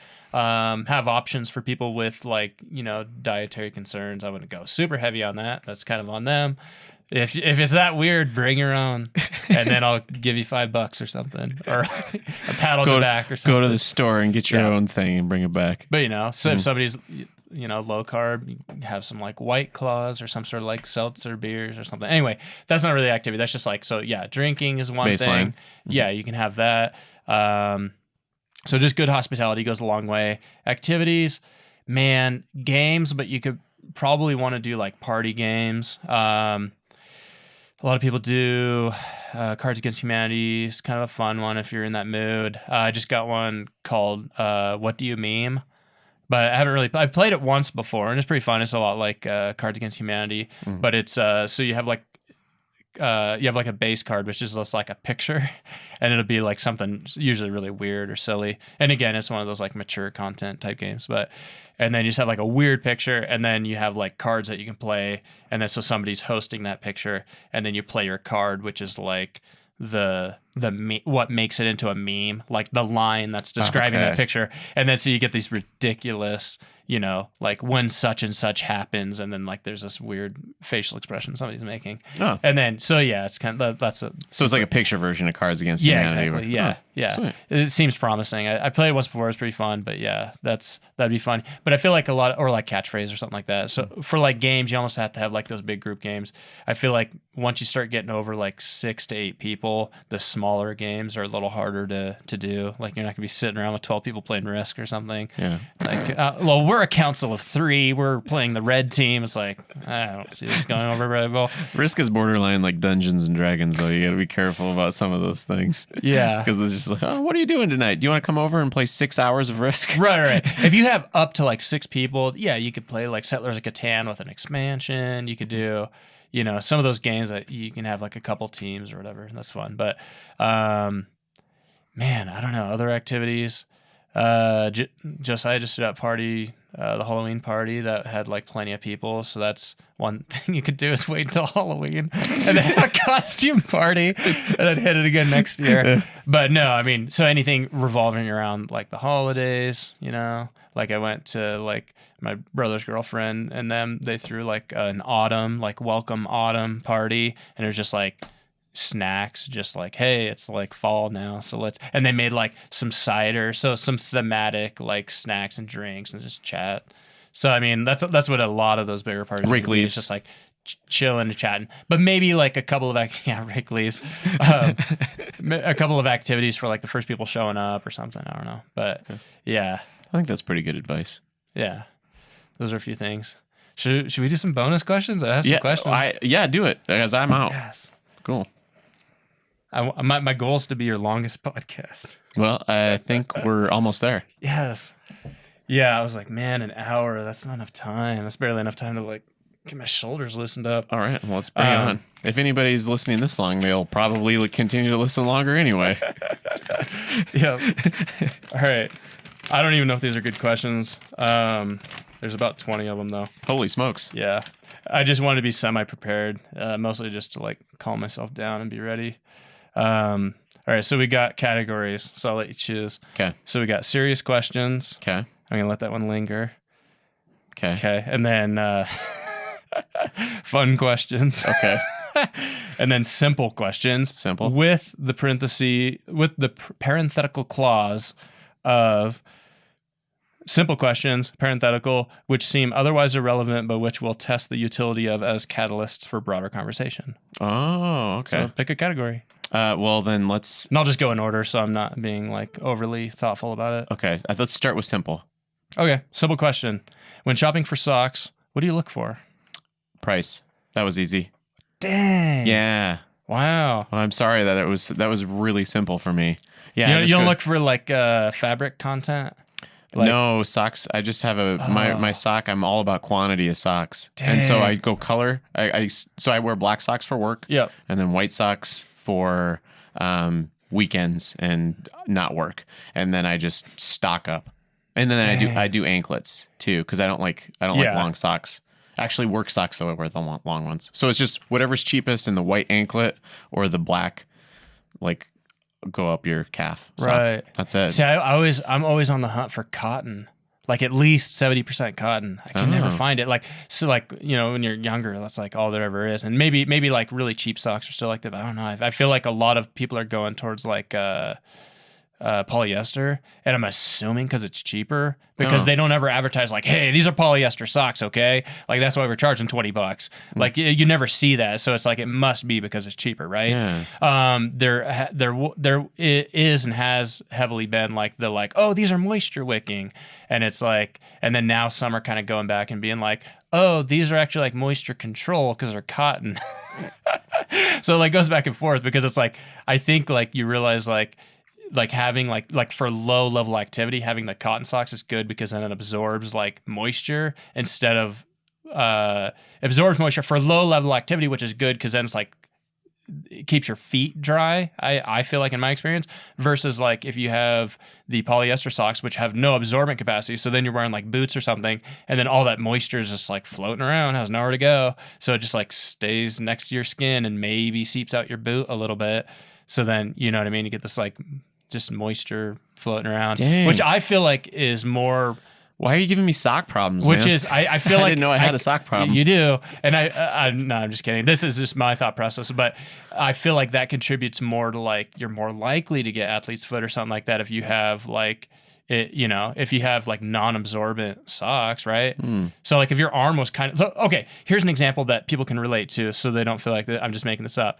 If you get out of the shower, you have a cotton towel, and then you have a polyester towel. Which one would you like to dry off with? I actually have a towel that's like part polyester, and it's the worst thing ever. I hate it. It's the stupidest thing. I rarely run into them, but I've run into them before. It's like probably at my parents' house or somebody's house. I don't know where, but I know I've had them before. And I'm just like, it's just smearing it around, so it stays on your skin. That's my point. So like if you're just get out of the shower and you're like, oh man, I got to get to work, and you have like a polyester towel, and you're just like, dude, I'm still moist, gotta air dry. Like, what was the point of that? Like, yeah, it's like a beach towel. What's going on here? So point being is that like if you had a cotton one, boom, absorbs it, it's gone. But if you have really high level activity, you're out there like playing soccer for 2 hours, sure, maybe in that sense, or you're going on a really long hike or backpacking or something, sure, maybe then the polyester ones might be good, because then you reach a threshold where the moisture wicking actually makes sense. Because if you're going to wear like cotton socks and you're going to be producing so much activity that they're like drenched, then that's going to hold all that moisture against your skin. And then it's like, okay, now you're probably running into hygiene issues. But if you're just doing low level common activity, I don't think your socks are going to be absorbing so much that I would go with cotton. That's me. Anyway, simple question. Simple. Well, let's do a fun one then. Okay, fun. You're gifted a giant warehouse. What do you do with it? A giant warehouse? Yep. Sell it. So you don't have... Okay. Do I have to keep it? No, you can do whatever you want with it. Okay. You don't rent it out? Oh. No, I'd probably sell it. Oh, nice. So, because I don't know what I wouldn't want to manage. Yeah. I don't know that I'd want to manage a warehouse, because you could probably sell it, because then I'd want the cash. Yeah, it would be a quick in and out. Leave me alone. Don't want to worry about it. That's very much on the plate as well. I'd probably take a racquetball and a racket with me, though, the first, like, just like one day, just like go there with a racquetball and a racket, and then just play like maybe some golf balls too. Yeah, just like a play frisbee, just anything with distance. Yeah, just to see. But it'd be kind of fun to play racquetball in a gigantic racquetball court, and I don't know what the warehouse would look like, but it would be pretty sweet. Yeah, so that answers the fun part of the question, which is kind of what so like on the pragmatics, it's go, okay, yeah, you're either gonna sell it, you're gonna rent it out, or hire somebody to rent out, blah blah blah. But when one of my first like fun thoughts with the idea, aside from anything like economic and pragmatic, would be like, oh, giant paintball warehouse. So you build, so the idea would be like, because who else is doing that? Like, I'm sure some little places, but like if you have a giant warehouse, okay, cool, I have nothing else to do with it, I already have like a job and stuff, so it's like for fun, if that's your approach, and a little bit of a business model, you turn the entire thing into this giant paintball like environment or whatever. What would you call it? I'm thinking of like level, but that's like a game. Anyway, competition, a giant, theme, whatever. Anyway, they don't have a court. What do they play on? I don't know. I don't know what they refer to as, like a field. Like but it wouldn't be a field because it'd be inside. Yeah. Oh yeah. Good point. You make anyway indoor field. You make a giant paintball theme playing field, and then maybe like once every so often you mix it up. So one could be like winter themed, you have like this fake snow everywhere and whatever. But yeah, you have a giant warehouse. It's like, sure, I mean, make people sign a waiver, but then you just like do all sorts of crazy stuff. So you're saying you'd run. So what I should do is, if I get one, I should call you so that you can run a paintball business out of it. Probably. Okay. I mean, I had to get the paintball first. I can change my answers, right? So that's my new answer. It's up for negotiation while it's on the market. Well, then do a serious question now. All right. This is a good one. What makes a memorable experience? Oh. And I think this is actually the way I think about it literally, and psychologically, and from the neuroscience perspective. I think it has to do with your dopamine levels or cortisol levels. And then actually, if you're experiencing anxiety, it lights up your hippocampus, which is why PTSD So memorable. is so lingering. And then when you go back and you have like an extremely stressful situation, it feels like time slows down, but you're actually just more alert. So heightened, I think heightened alertness. And then there's another situation that happens when you are so dopamine levels are, you have like a baseline dopamine level in your brain, and it gets either kicked up or pulled back based on whether or not your expectations were met, exceeded, or they weren't met. Oh, right, okay. And so I think that's another thing too. And that was kind of interesting when I found out about that. That was on this documentary called, I think it was just called like The Brain. It was really interesting. And so like when you have those situations where you like, and it evolved obviously so that we're not going out and I think I talked about this too with Cody last week on the podcast. Okay. But when we go out and run into a new situation, and then like we're thinking it's going to be amazing, and then it really sucks. Our brain drops the dopamine level, and it's like, so then we're not like we're less likely to repeat that, and then we probably remember it. If we just go along in life and our expectations are always just like met like exactly, it's not going to be very memorable. You know what I mean? Like when you go in and you go in the morning, you're like, oh, like I got to start my truck. I got to drive to work. And it's like, I turned the key and it started and I got there. I didn't get a flat tire or any of those things. Like, which is dopamine levels just like all day. And then, but then if you like are driving to work and then like one day on my way to work, I got into a car accident, like an accident. Right. I'm like, well, I remember that day. Yeah. I drove to work. I don't remember any, actually the two car accidents I've ever been in are on my way to work. Those are the 2 days I remember driving to work. Right. Any of those other days, I don't remember what the hell. Like, I don't remember driving to work on Friday. Like a deer jumping out in front of me and stuff like that. Yeah, exactly. I guess novelty. Would it be novelty? I feel like that's that as we get older. Novelty, but that's a little broad. Specifically, what I had in mind were like from like, I guess like a human narrative perspective of what would make this is like, I guess I had in mind like typically social experiences, but it doesn't have to be. But I was thinking about like moments where you're like, you don't know why it stands out, but it's like, you hung out with friends a lot and done this and that. But then there's like certain defining like hangouts where you're like, oh, that was a special hangout for whatever reason. Like that, like there was some significance to it. Oh, maybe it's because of that. Maybe it's because you go in without very many expectations, and all of a sudden you have this large dopamine hit because your you're just like blown away. That could definitely be by what happened and what the interaction looked like and where it went. And if you don't have any expectations about that, then you wouldn't have that dopamine redaction. Am I using the right word there? A retraction of dopamine from your brain, I would think. Yeah, that could functionally be part of it. I was thinking that I felt like, and again, I haven't spent a lot of time thinking about that specific question, but I felt like part of it might have something to do with like defining moments or like interpretive moments or moments that posit like new, like potential possibility, that sort of thing. So like meeting new people can sometimes fit that bill, but sometimes that can end up like sucking too, where it's like, oh, that's kind of exhausting. Yeah. Like, I think the chemical thing though would probably be the most likely baseline underneath all those situations. Yeah, those wouldn't be conflicting. Because it could still be like a learning. Because if you learn something new, obviously you remember because you're like, oh, I can apply this to this, this, and this, and then all of a sudden that you get that dopamine hit, that satisfaction of like having accomplished something too. I think it. Expectations, I think, could play part of it. I don't know if it plays all of it, but I think it could play part of it.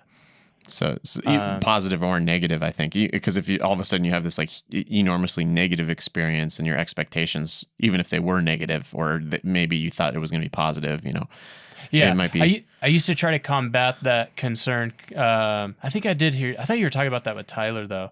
I remember you discussing that. You guys were discussing this point or whatever. Oh, okay. And then about like the dopamine levels and stuff like that, and Ah, crap. I was gonna say.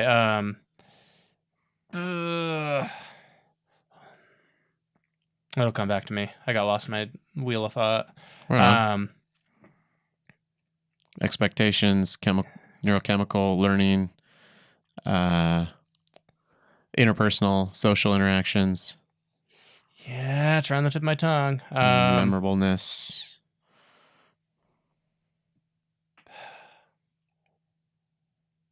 Yeah, it's around the tip of my tongue. Gosh, I have to give up for a moment. It'll come back to me. I hate it when stuff doesn't. Do you ever, I started writing stuff down now because like my brother and I are doing all of this like thinking of like what to do, and like I'm trying to come up with questions, and every once in a while we were out and about, and I like came up with this question, and then like my brother's like, "Oh, that's hilarious," and I'm like, "Yeah, it is." I'm like, "Yeah," and then like the next day, we're like, "What was that question I brought up that was like really funny?" And then he's like, I don't remember. Oh, that sucks. And I'm like, yeah, that's right. It was something, I don't remember what it was either. Like, and it was just so in the moment we're just like, yeah. But I guess it's that thing like when you are constantly thinking about stuff, you have to write it down. I think that when there's like two trains of thoughts going on, like you're present to the moment, but then you're also spinning your wheels on a thought, and then somehow there becomes a disconnect. There's so they've done research as well as far as attention is concerned, and people think that like you actually can't multitask. Right, what you're doing is you're just switching tasks very quickly in your brain. That makes sense. And so if you're doing that, I think that's probably why when you walk into a room you forget like what you were doing because you already went to some other and then step. You have to go walk back in the room to get that like associative recall of like, oh yeah, it's like a reset like button. Yeah, that wasn't that important, but I guess I'll grab that cheese while I'm here. That's what I do. Every time I walk into the kitchen, I just open the fridge. It's like this weird habit that I have. Right. It's like, what are you in the kitchen for? I don't know. Let me look in the fridge and see if I can figure it out. Oh, I think I'll eat that. Yeah, I'm disappointed. I must not have been that good. Good of a thought. Maybe a simple question will get you back on task. Yeah, whatever. Oh well, I'll let it go for now. Simple question. Yeah. Okay, number 2. How much time have you spent listening to country music in the last year? Oh my gosh. I don't know that I have. Like, since I can't think of the last country song I listened to. Man, you just pointed out a glaring lack of exposure to a certain genre of music that I have, because I like to think that I listen to a lot of different music, but I don't listen to country. Actually, no, I have some Johnny Cash on one of my playlist rotations. I'm pretty sure. But it's like minimal. Yeah, I should probably listen to some more country so that I can get that covered. Yeah. Sorry. Yeah, the only time I listen, the reason I asked that is because, like when we drive in the trucks, right? A lot of times, like there's already a station on. Every now and then, there must be like one guy that really likes country music, because every now and then I'll get in the truck and there's like a country station on, and I remember what I was gonna think. Dang it, no, 2 trains of thought. That's okay. I'll hold the country one in my head. All right. So it was, I was going to say that what I used to do, the negative response preventing you from going back to experiences, right? So you have a bad experience, like dopamine doesn't meet your levels that you're looking for. So you're like, oh, I don't want to do that again. Like that's the pervasive push, subconscious push or whatever. So I used to have like a little line of thought that I would use, which would only really work like half the time, but it was something to have like this challenge for yourself to like avoid those natural proclivities, if you will, is I'd be like, okay, if something is presented to me like, hey, you want to do this thing or not? And then your instinct is to be like, no, that sounds risky and horrible. But no real risk, but just like, oh, that sounds like it'd be uncomfortable. And you probably have some experience in mind or potential experience in mind. My challenge thought was, assuming all things are safe and valid, whatever, like you'd make any other decision, like do it, because either you'll correct your false impression, which was this assumption that it would go horrible or things would be uncomfortable, this or that. Either you'll correct that and change it and create something new and have a better outcome, or you'll just confirm the notion that you already had, and that's valuable too. Yeah. So it was a way of viewing a bad experience as a win-win, because either That's a good brain hack. Either it ends up being good and you were wrong, and not all of those types of experiences have to be bad. So that's a healthy experience. Or you went and it sucked and you're like, oh yeah, see, I was right. It was going to suck and it did. It might make it harder to convince yourself to do another thing like that. But hey, like as long as you maintain that little play to where, eventually you get enough confidence one way or another of how something's going to be. But yeah, so that was something I would use to like challenge myself. And then sometimes I'd be like, nah, I'm just lazy. I'm not going to do it. But sometimes I would be like, I'm going to go do that thing. I think it might suck. But if it does suck, I will feel like it's a win because I'll be further confirmed that I was right. Yes, I proved myself right. Yeah, good. Yeah, I knew that was going to suck. Yes. Anyway, so back to the country music. You said country music is that like, sometimes I go in there, it'll be on country music, and I was like, you know what? I'm just going to listen to it. And it's like, man, it's not as bad, or it's a little different than you think. But yeah, same thing. I haven't otherwise listened to. Yeah, I'm sure I can get it on. I have Spotify, so I'm sure I can download something. I think I'll throw one on the mix, and then it'll start giving me more recommendations. That, and the only other time I'd listen to it was if I was at work, when I worked at the phone place, and one of my coworkers was like kind of into it, and she would like, sometimes we'd like take turns like playing music, and like every now and then she would play like her country music, and then I was like, oh, it's actually not as bad as I thought, like some of the newer songs and stuff, because it's like if you don't listen to it a lot, then really what's the impression you have against it, you know what I mean? Mm-hmm. It's like, but then you listen to it, you're like, oh yeah, that's why I don't like it, but there are some that are like, oh, this is kind of a good song. It's one of those like country and rap are like two of those genres that are like it like have like this immediate connotation that people jump to. Like if you have one of those types, it's like a binary. The unpleasant parts of it must be so unpleasant that you don't even care about the good stuff. Yeah. Right? It must be like, oh yeah, that sucked so much that I just don't even care if there's a good one. But it's a lot of it's like I might listen to like the X or something, and it's like they'll go through like long segments of like songs. I'm just like, oh, they're doing one of these ones, like they're like hair metal. It's like, okay, it's cool, I get why it's cool, whatever, but I just don't actually enjoy it. I suppose but then a lot of times they'll hit like, oh, like the Pearl Jam or this or that, and like some of those like fun like 90s songs or this or whatever, and I'm just like, yes, this is a good, so it's got to be the same thing with some of those like country station stuff where it's like, yeah, there's like the handful that's like, oh yeah, you got to hit the classics, and then they'll have some that are like, oh yeah, this is really good. Yeah, but whatever. Cool. Well, do you want to do a fun one? Was that the order we're going? Yeah, it's whatever you want. You're pretty good at these questions. Am I? Yeah. You should come up with some questions for me that I can ask people. Oh, dude, yeah, that'd be fun. Yeah, I'd be totally down for that. I might have I'm in talks with the director of the Birds of Prey Museum. Maybe I told you about that. So I'm trying to work out a time for him to come in next week and do the podcast. I had some like, apparently there's like a real like there's like the equivalent of like a flat Earth society out there that think that birds don't really exist. So I have to look them up because like somebody was I think it was Zoe was telling me. It's a little quag in your eye. Yeah. No, it's like really. People, like, did your eye peck itself out in that scary movie that we saw? It's like, hey, when we watched that scary movie and then all those things like attacked that guy in the phone booth, what were those things? It can't be birds. It was just like, but you ignore. You know what I mean? It's just a lot of problems with stuff like that is a redefinition of things. Like it's a lot of like a lot of that stuff is just redefining things. Yeah. Like the flat earth and stuff, I don't think is necessarily redefining things, but it is a lot of that like wiggling around kind of stuff. Mm-hmm. Prove it. Yeah, it's kind of weird. Anyway, yeah, do it. Fun one? Yeah, fun one. Oh, I like this one. What sport or hobby have you wanted to get into but haven't yet? Oh, that's a good... I usually dive into stuff. I want to go skydiving. Oh, really? Okay. Actually, skydiving is one thing that I've really wanted to do for a long time, but the thing is the price point for entry, you know what I mean? Kind of like I have a snowboard, and I snowboarded one season when I bought like a season pass and stuff. Like I use, snowboard on and off and stuff, but like one year I'm like, I'm doing this. And so I did it, and I realized that like that activity is kind of expensive. Yeah. That's the only reason I haven't done it. Yeah. And like skydiving would be like the ultimate one where it's like, because I don't want to, if I were to get into it, I don't want to. The first time you have to jump with somebody attached to you, and like would want to jump by myself, and it's like, well, you have to jump like X amount of times. Yeah, and to go pay, through like, this expensive training. Yeah, hundreds of dollars for each jump, which makes sense that to like throw yourself out of a plane is not like a inexpensive activity. Like, we have to pay for the insurance. Yeah. Like, gosh, I didn't even think about that. Yeah. Here's an extra grand. I'm sorry. Yeah, and plane flights are like pretty expensive too. Right. Yeah. So, but anyway, yeah, I think it would be skydiving. What about you?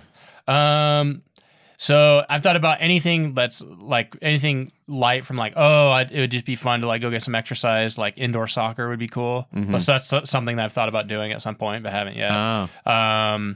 That doesn't have to be that, but that would be like something to do like in the winter or something. But I think it's important, like, because I've been working out, like just normal working out, but it's cool to have like activities too that are like a different way of working out where you're not focused on the physical activity. You're focused on like the agenda of the activity. So like a hobby, like a sport. I was watching this, it was actually a podcast on Joe Rogan with this exercise scientist. I was just watching a clip of it, and he was explaining how, you said Joe Rogan, I straightened my posture. I'm like, oh yeah, he always gets on people about their posture. oh yeah, I'm really bad too. But I have to lean into this. I blame this. I need to get more expensive equipment in here, but it's just like not high on my priority. Once we get sponsors, then I'll buy some stuff. But the exercise scientist was I don't know if he was an exercise scientist or nutritionist. Anyway, I mean, that was his job. He was pointing out how the best wrestlers in the world are Russians, and they don't go at 100%. And for some reason in American culture, like our whole thing about exercise is you have to kill yourself. Yeah. And you were one of those people, like, because years ago you're like, I just run like a mile.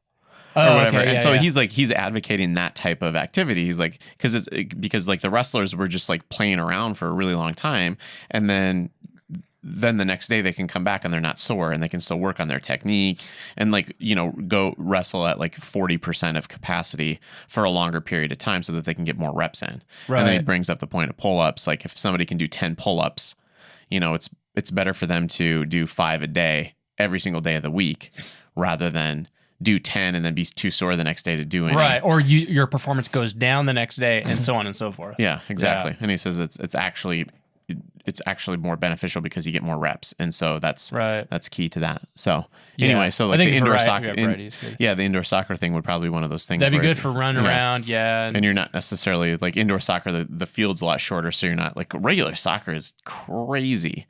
That field is so big. Yeah, like it's ridiculous. Like you can do fit, it, but yeah, it's like fits like you can fit a football field in there like easily. Right. I'm pretty sure, like a soccer field. Plus, it's way wider than a football field. I guess I've never seen one in person, but yeah, they're nuts. It's crazy, and so like there's just so much.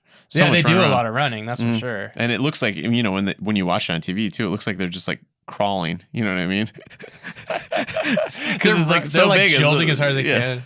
It's like you're watching it from an airplane, But anyway, yeah, that'd be a good idea. Yeah, the other thing would be like some sort of martial art would be cool. Yeah, but that's expensive and all that. Yeah, so many hobbies are expensive. Same thing with like snowboarding too. Like if you ever want to do snowboarding, I'd be down. I like here I expect within the next 5 years, I'd probably hit a season, possibly this year, but I just don't have the board or anything.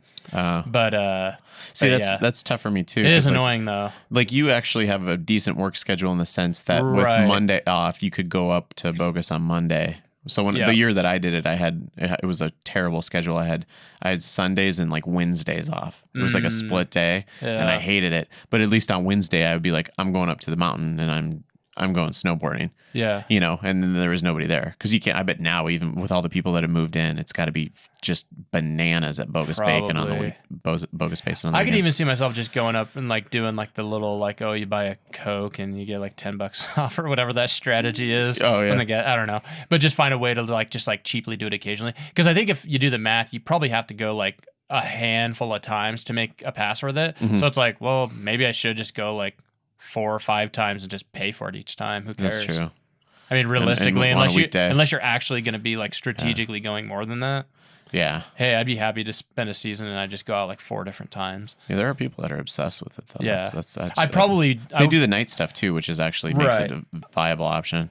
That's true. I'd probably want to do, except I'd probably fall asleep.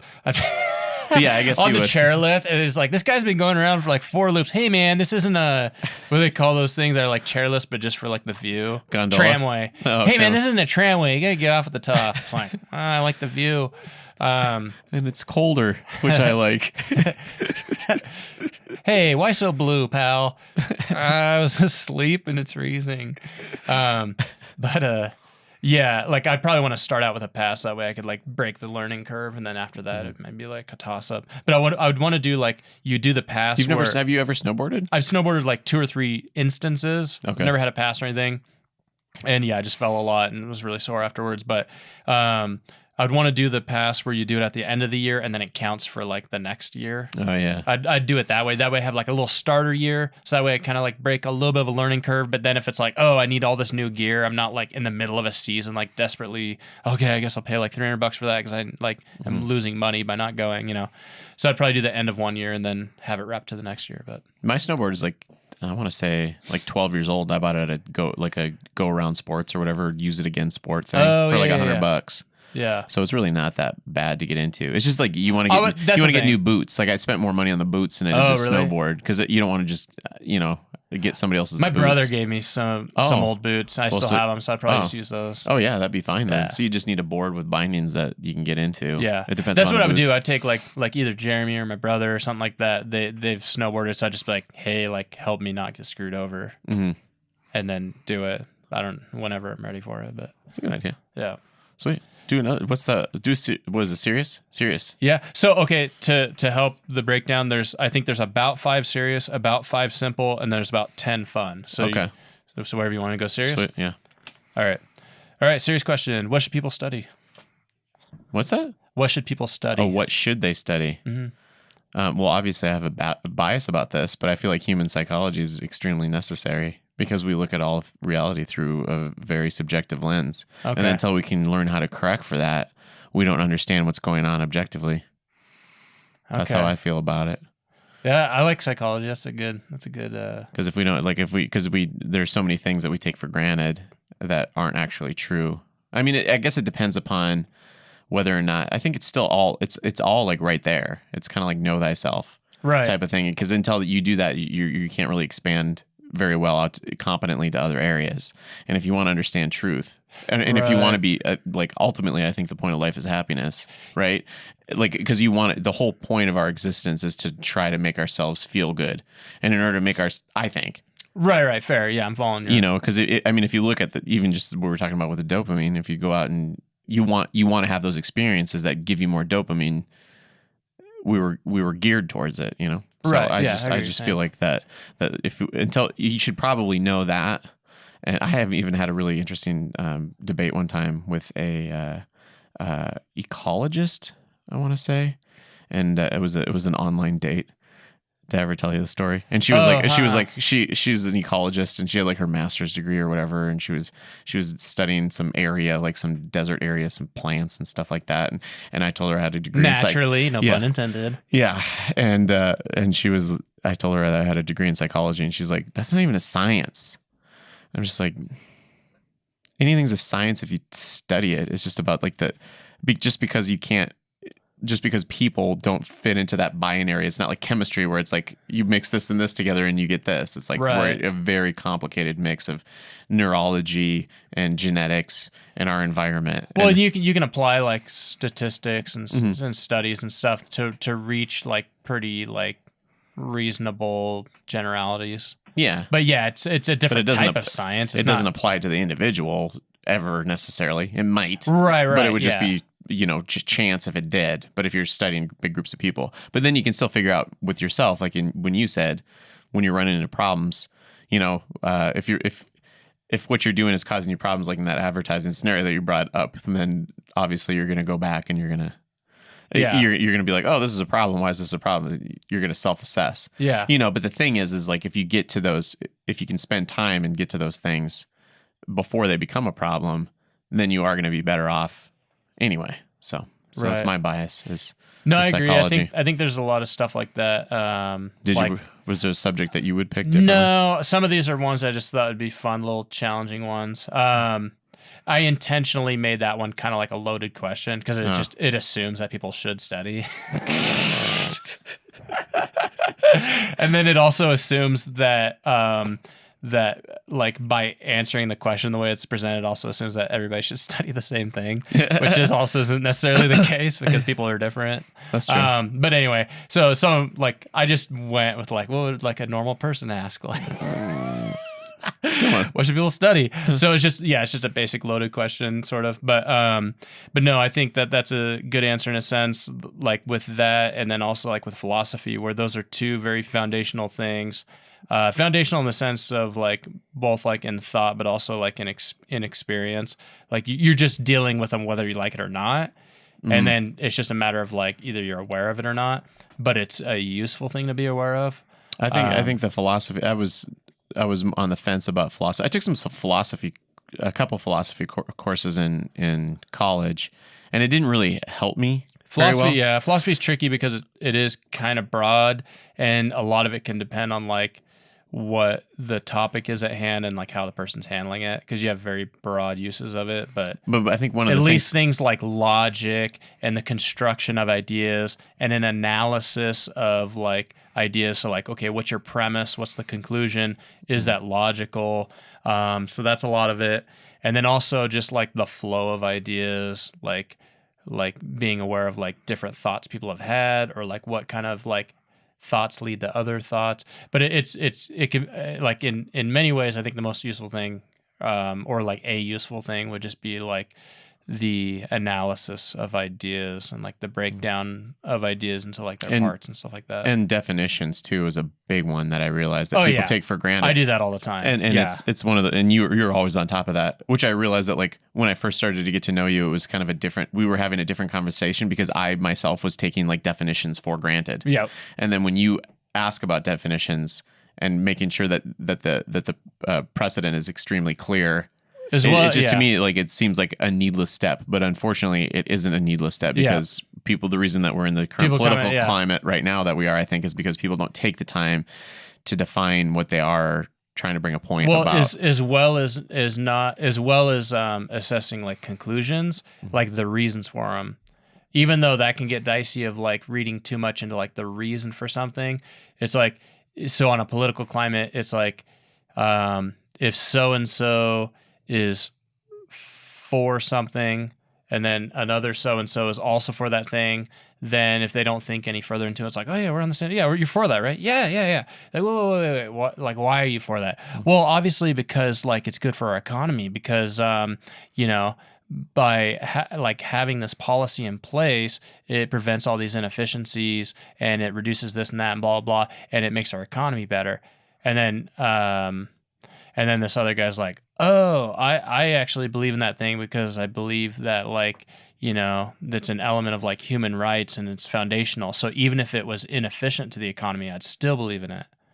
And then, you know what I mean? So, because then if the political climate or if the economic climate changes, and then the person's like, oh yeah, that's actually no longer viable. And the other person's like, no, that's like a fundamental principle of my beliefs, is like the holding on to that idea. Mm-hmm. You know what I mean? Then it's like you're not actually on the same page. I think you've reached the same conclusions by different means. I think so. Studying is necessary. I think that's the important part. Is that people do necessary for what? I guess it's valuable. It's valuable and it's necessary for personal growth, I think. And thinking is, at least. Like I think people don't spend enough time thinking about. I mean, I don't know. I shouldn't say that as a generality, but a lot of times when you get frustrated with some of the things that you see on social media, I would predict that a lot of that stuff is emotionally charged. Oh yeah. And then the like you said, that baseline of like the reasoning and why they believe a certain thing isn't necessarily that strong, and it's not that clear, or maybe it is, but they're not conveying that in a way to be persuasive. Yeah.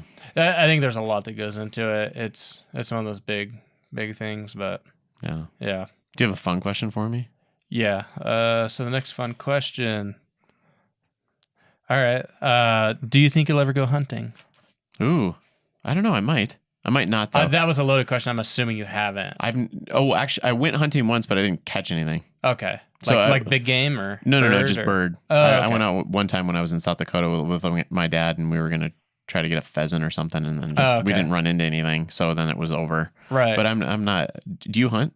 Yeah, but I haven't for like a really long time. Yeah. But I like grew up doing a little bit of hunting. Like, I guess I would have been like in high school. It's been a long time since I have just not having like my like I would like to have like a house with like a deep freeze and like a bunch of space. Like I could still do it. It would just be like calling my parents and being like, "Hey, I'm bringing you a deer," and then like let me have some of it.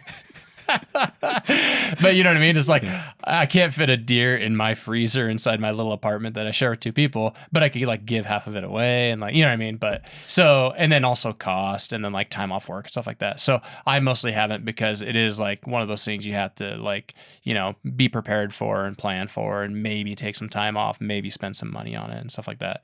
And there's a learning curve. So it's like, if you don't know how to butcher an animal, then you're gonna have to pay for it and that sort of thing. But all in all, like, yeah, I want to hunt. Like, yeah. Is it something you enjoy?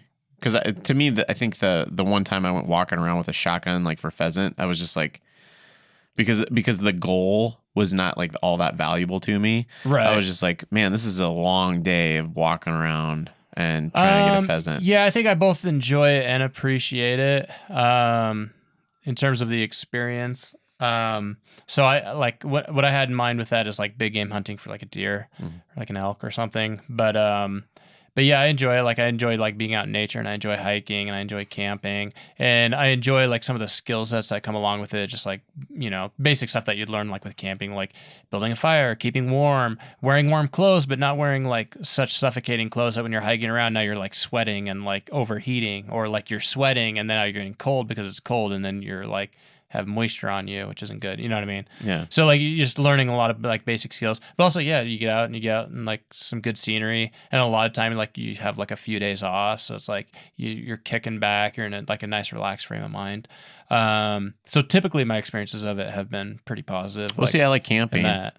So okay. Yeah, and I've done like when I was younger, I did some like fishing and stuff like that. But I do like the outdoors. Yeah. The thing is I kind of had a different experience with it because when I've gone on my motorcycle, I throw a tent on the back. You know what I mean? And Right. So that's kind of that's got like a different vibe to it. It's not necessarily like just the being out in nature, like survival type situation. I just don't do. I feel like it's just been like a time restriction the last couple of years with all the projects I've been. Yeah, taking. same with me. Yeah, a lot of it's just been like I could realistically, but I mean the baseline expense is you got to get a hunting license and a hunting tag for what you want. So that's an expense, and then you have to have like a gun and ammo. Yeah. So it is like a hefty like curve. Like, so it's not like just like, no, I'm just going to go do it. It's like, well, you got to drop like some money unless you already have this stuff. It's kind of, like fishing or anything. It's like, yeah, it's kind of easy in a sense. It's kind of simple in a sense, but at the same time, it's also like, you kind of want to be prepared for it. You want to do it right. And you have to have like some certain level of equipment and like legal, like paper, you know what I mean? You have to be purchased for it. But yeah, same thing. Like, it's like, yeah, but I enjoy it. Like, and then I think it's rewarding and like, yeah, I guess the bird hunting would be different. It'd be kind of like fishing where it's like, okay, that's a meal if I catch a fish.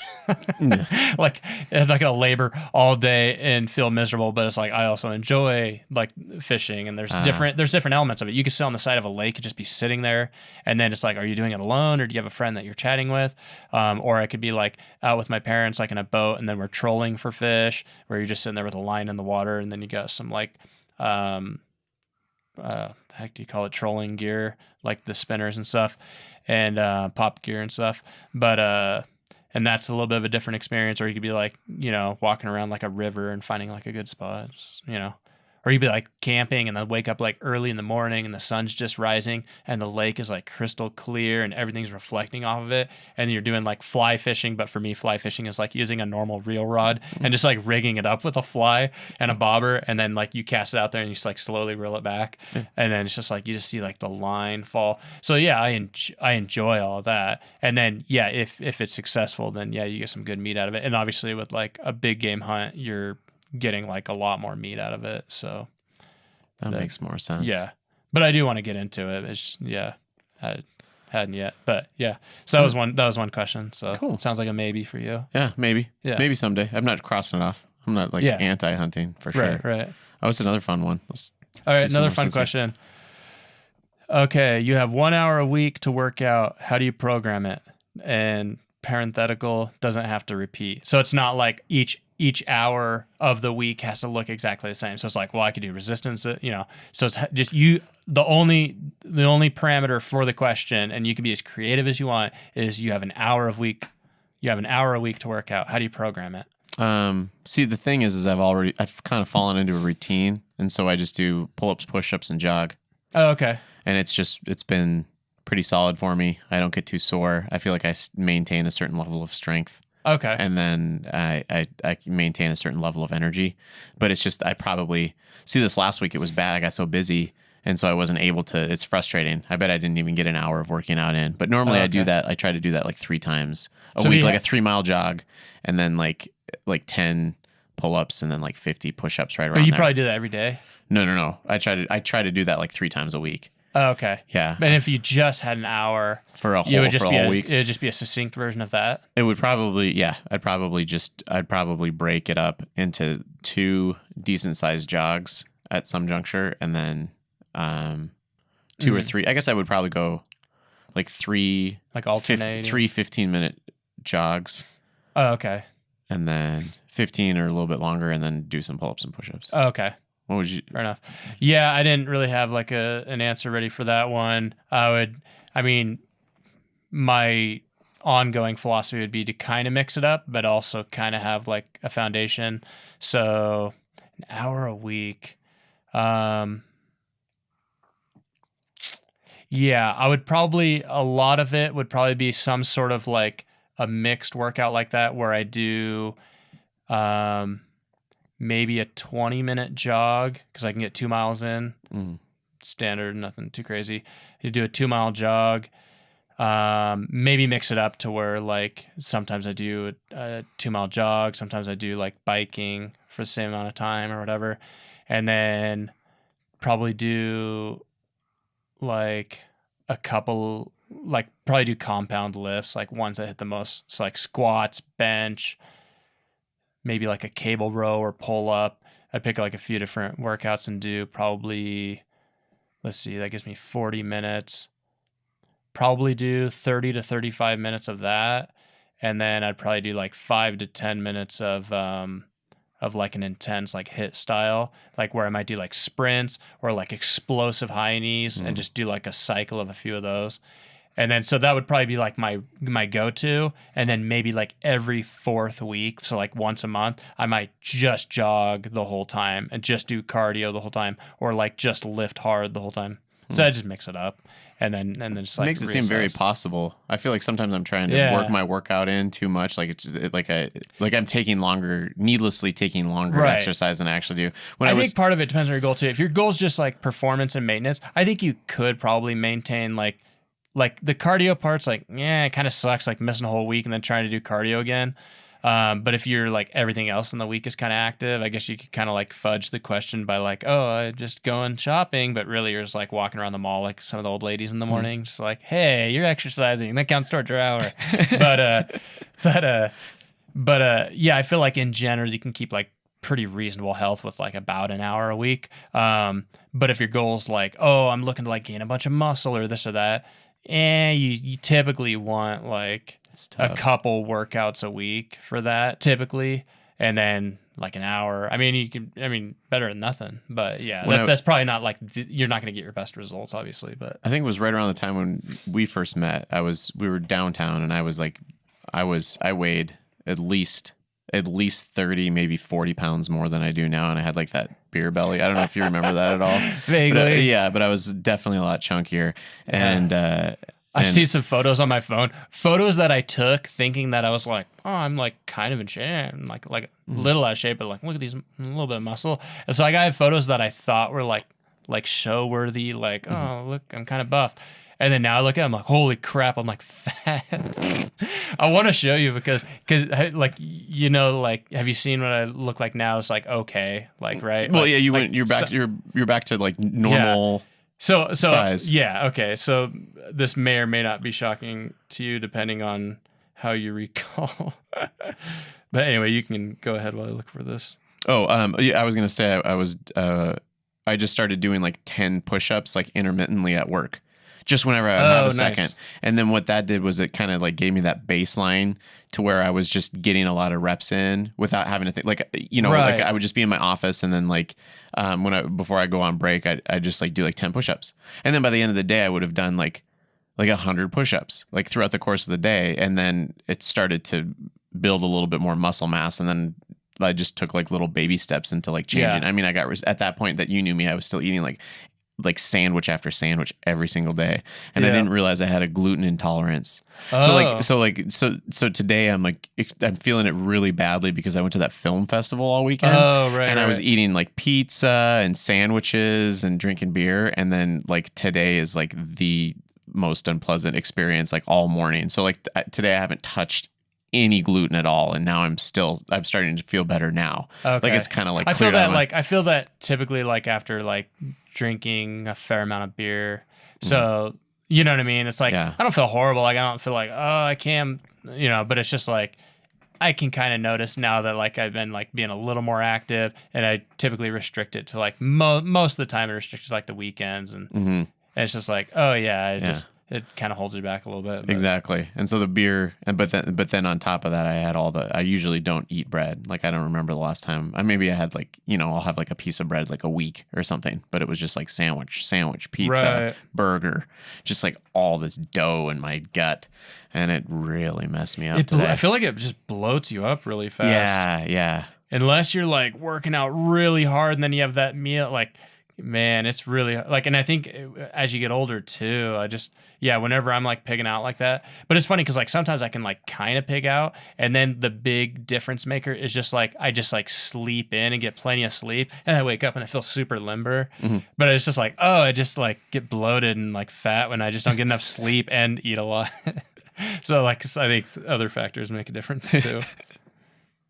Oh man, I don't know if I can find it. I don't know where the heck it was. It doesn't matter. Media. Oh, I was looking in the wrong spot. Okay. Boom. I'll try not to take too long. No worries. Like I said, if people have made it 2 hours and 15 minutes in, they're probably in for the ride. Oh, man. That moment when you just forget how your phone works. So pause media. No, you can't find your shirtless picture to share with everybody. The one where you say that you look bad. Right. Let me show you this terrible picture of myself, and then we can post it on the internet. It is horrible. It's not like super horrible, but it's I'm about to give up though. Oh, it's okay. Do you want to do another question while we're waiting? Yeah, let's do another question. So what category do you want? Let's go to the simple one. Okay, simple. Do you use dryer sheets? Yes. Why don't you not use dryer sheets? Because I have, when I use my dress clothes are very static prone. I wear slacks, and I wear to work. I have to wear slacks, and I have to wear like button-up shirts. I don't have to, but I could wear like a polo or something, and khakis probably. Right. But slacks are the worst if you don't put dryer sheets in. If you know what I'm talking about, and same with like dress shirts. Like they drive me. That's I can sympathize with. That's like one of the few things because I stopped using dryer sheets like. I don't know, like 8 years ago, 6 years ago, something like that. So I had like never use them, and I haven't for like years and years. No problems. Like it's like I can't even like tell the difference. Like I could, and it would probably bother me if I use them now because I'd probably be like, ugh, it feels kind of like filmy. But I do notice the only issue I have is similar to that, and it's not even with other like dress shirts or anything. It's only with workout shirts, and then I guess technically like my work shirt, but it's not obviously not enough issue because I wear it like every day and it doesn't bother me. But with my workout shirts, sometimes they get a little clingy. But for the most part, I was super surprised that I could just stop using dryer sheets and didn't like notice any problem. Maybe I should retest my hypothesis. But I'm scared almost, though. I hate static. Static is Yeah. like I hate it on my legs because my pant legs like are extremely prone to that, and I hate walking around and feeling like my pants are clinging all the way around my leg. It drives me bananas. Right. Yeah, I almost feel like there could be like a I don't know if there's like a learning curve with it. That sounds so stupid. But I mean, like, I don't remember, like, I don't know if I like when I first did it, if I was like, oh, it's kind of clingy, or if like they just like my clothes like got used to like not really got used, but you know what I'm saying? Like, I don't know if they were like more staticky at first. Or if I just got used to it. But I felt like at first I was like, wait, I'm not sure. It's almost like chapstick makes your lips chapped if you don't use chapstick. Right. And then your body just kind of like. Well, if you use dryer sheets, you have to keep using dryer sheets. But if you just cut dryer sheets cold turkey, then you just your clothes get used to it.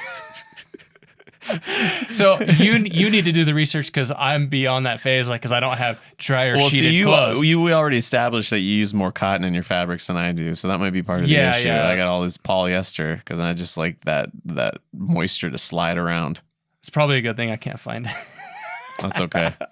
You can just if you find it later, maybe you can just send it to me and I'll like insert like just one flash of your. But you have to insert it alongside body. with a flash of like me not looking as bad for contrast, because you'll know the difference, but everyone else will be like, it probably still looks like that.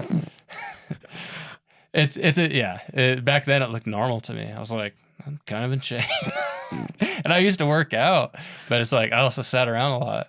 Well, the body's funny because like I was when I was really big too. I was like running a lot, but I was just making like I worked out. I did like 3-hour workouts. Yeah, it was like the worst. But I was making the worst diet decisions ever. I was just eating like so much food, and then I was like, but I'm okay. I noticed that now too because like back then, like I would eat quite a bit more snacks. Like I'd sneak Ben and Jerry's in a lot more often, and like I'm just gonna have these gummy worms.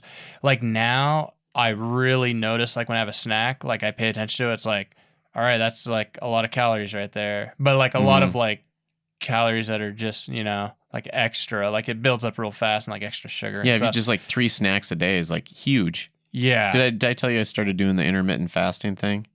Yeah, so I think I was aware of that. Yeah, like so like today I didn't eat until I only had 1 meal today. And it's like to counteract like all that eating that I did on Friday and Saturday type thing. But it was it's basically helped it so that like if I don't get my workouts in throughout the week, I don't really need to worry about it that much because I still at least walk. Like I get that minimum baseline, and now like where I'm my classroom moved, so like for me to grab stuff off of the printer, I basically have to cross the entire school. Oh right. So like by the end of the day, I've walked the equivalent of 4 miles within like a 7-hour period. So like I don't necessarily have to like go for a jog at the end of the day. So that combined with just skipping breakfast and only eating lunch and dinner, and then trying to compact as big of a meal I can into dinner. Like I haven't had to think about it as much, you know? Yeah. Which is kind of nice. It's kind of freeing when you give up the snack thing. Because like I used to always be like, oh, I need to eat breakfast. Like it was like a mental thing. Like I gotta eat breakfast, and I was like eating in a hurry in the mornings and like throwing down like cottage cheese and like yogurt and like fruit and like trying to make healthy. And then I'd be like, oh, but I need to make sure that I eat something like at like 10 o'clock, because then you'd be like hungry again and be like, I need like a little snack. I feel like when you was, just give it up, you're just like, oh wow, that was kind of liberating. Right. Like I feel like it's good. Like sometimes it can be good to like kind of stick with a certain diet plan for a little bit. Like for me, where it's like, oh, I've been doing more like weightlifting, where it's like, oh, I actually want to experiment with eating a little more than I usually do, just to see if my body will like utilize it, you know, for like building muscle and like having like the energy to like push through a workout and stuff like that. Because if you're used to like not eating a certain amount and then you eat like more for like maybe a couple of days, then you're probably gonna be like, oh, like you know what I mean. But like if you do it for a little bit and then your body kind of adapts to it, but I also think it's good to like sometimes auto regulate where you're just like, oh, I'm like not hungry, so I'm not gonna eat. You know what I mean? Yeah. And then sometimes like I'll even like skip maybe a meal or two, and then I'll even like start to feel a little hungry, and it's like, oh, good, I need to like remember like what that feels like. Like, you know what I mean? Yeah. And hunger is kind of a weird Yeah, like I know there's been like times where like I've gone a really long time without ever feeling hungry. I'm like, oh, that's kind of weird.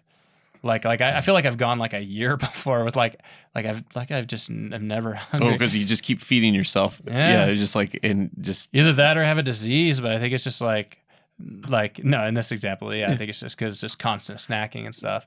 But it's like if you go like 1 or 2 days light, or like one day where like you actually like hey man, like just skip a meal or two, like just every now and then, and it's like, oh crap, oh that's what it feels like when I'm hungry. Okay, yeah. You know what I mean? I was into the fasting thing for a while before that. I think maybe I told you that. That's when I really dropped like a ton of weight really quickly, as I quit eating on Mondays. Oh, right. Okay. I was just so on Monday I just wouldn't eat. And then I think I got like a little bit too weird about it, and that's when I was like looking gaunt. Like there was a while there where I was looking a little bit gaunt, and we filmed stuff, and I'm like looking at myself, I'm like, good Lord, that is like too skinny. Right. And so I realized I needed to eat more. I think it's good to balance like an element of discipline with also an element of like feeling, like, but not just go by feeling, because then you can go off the rails that way too, where you're just like, I'm always hungry. It's like, yeah, but you're always eating sugar and this and that kind of like just makes you more, you know what I mean? Like, or you're eating very calorie dense food with no nutrition, so you're like, you need nutrition, but you just keep eating a bunch of calories. Bacon. Yeah. And then so it's like, so I don't think, I feel like you should balance a little of both, but yeah, I don't know. I agree. You should do a fun question. All right, fun question. What time is it? I gotta make sure I don't stay up past my bedtime. How are we doing? Or it's 9. We should probably do one more so I can start to get ready for. Okay. Like, right. I'm working at an elementary school though, so I gotta get up like 6. Well, I'm not gonna talk about getting up early, dude. You're up at like what time? Like 4. Dang, man, that's so early. Yeah, I hit snooze a couple times here and there, but yeah. What time do you have to go to bed at night then? Gosh, this last week or two has been horrible. But if I want to get enough sleep, I got to go to bed at like 8. Dang. But for a while, like I've been getting like 5-6 hour nights, and I'm but like regrettably, like, oh, I gotta stop doing that. Where it's just like I'm just like getting stuff done, or like so I started going to the gym 3 days a week, right? So Monday, Wednesday, Friday, I'm supposed to, like, my plan is to go from like 4 to 7. I typically spend about 3 hours there. Yeah. And if I go 4 to 7, that'd be perfect. But I get home and I kind of like lay around and I see what's new on YouTube, and then make myself a little snack. It's like, oh, I just ate a snack, so I can't, lunch, so I can't like work out too soon. And then next thing you know, I'm like not going to the gym until like 6. And then I work out for 3 hours, and then it's 9. And then I'll like pop over to Albertsons or somewhere and grab like a little bit of food, go home, watch a little Joe Rogan, eat my food.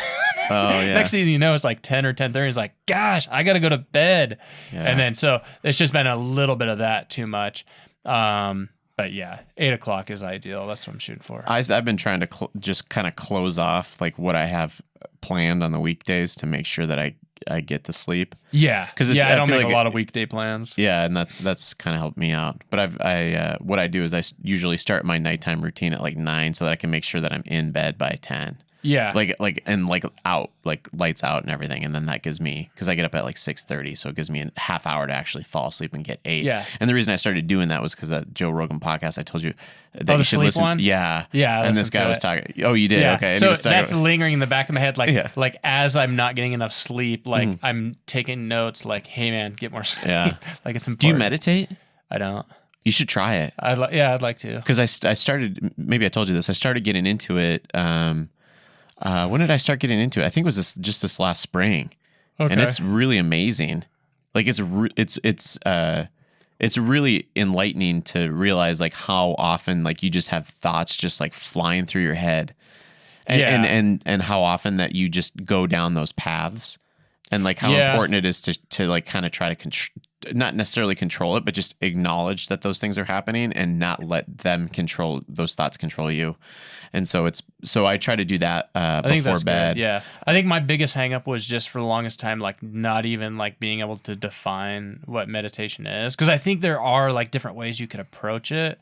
But I think the very baseline, simple, like this counts as meditation is just like sitting there, eyes closed, and just like not focusing on like thoughts and just like bringing your attention to like breath or something.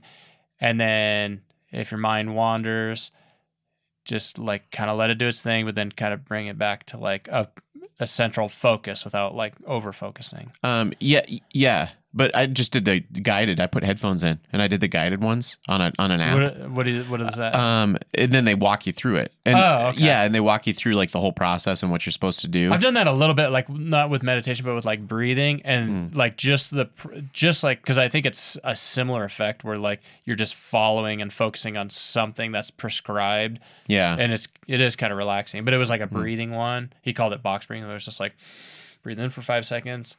And then hold for 5 seconds, breathe out for 5 seconds, and then hold for 5 seconds. And then like he was like talking through it. I was like, oh, this is kind of nice. Yeah. And it just kind of gives you like that mental break that you need. And then afterward, you feel like a little bit better. Yeah. Because like, I don't know how, I mean, who knows how it works, like the actual stress and the cortisol and stuff like that. But I feel like it's somehow connected to, for me anyway, it's like this like time restriction that I feel like I have all the time, because I'm especially during the weekdays, I'm trying to get from point A to point B, so I don't get in that situation where you're talking about where you're like at Albertsons and at the end of the day, and then it's cutting into my sleep time. Yeah. And so but that takes me away from thinking about that for at least a second, and then afterward it just feels less stressful. I mean, it might be totally subjective, but at the same time, they've done studies, and meditation is extremely helpful in people's overall like feeling, like sense of well-being. Right. And that's been, I mean, quote unquote empirically proven, but obviously all these things are taken from surveys. But who cares how subjective it is, if it's self-report or even if it is placebo? Like sometimes the placebo effect is extremely important, as long as it gets what you need out of it. It's something real. It's something that happens. So, I mean, that's like one thing I've always thought, is that in the sense, as much as like either thinking philosophically or just in general, as much as you're like, oh, I want to like think about like how things actually are, what's there, and that sort of thing. At the same time, it's like you also have to acknowledge that things that literally don't exist have an effect, not like a real physical effect, but they affect people, right? So like even stuff basic that everyone would agree with, like, oh, like the way I think people think about me, or the way I think, you know what I mean? Like just your thoughts, which may be totally false, are affecting you. And so it's like that thing doesn't exist, but it's affecting you, so to speak. Yeah. You know what I mean? No, and that's all, like it's true of like people that have those ailments. Like they'll go into the medical doctor, you know what I mean? And they'll have like certain symptoms and stuff like that. And sometimes it's just that's a very good example. Yeah. Of just due to stress. Yeah. There's a literal cause of it, but the like the thing in mind that is being treated as real actually isn't there.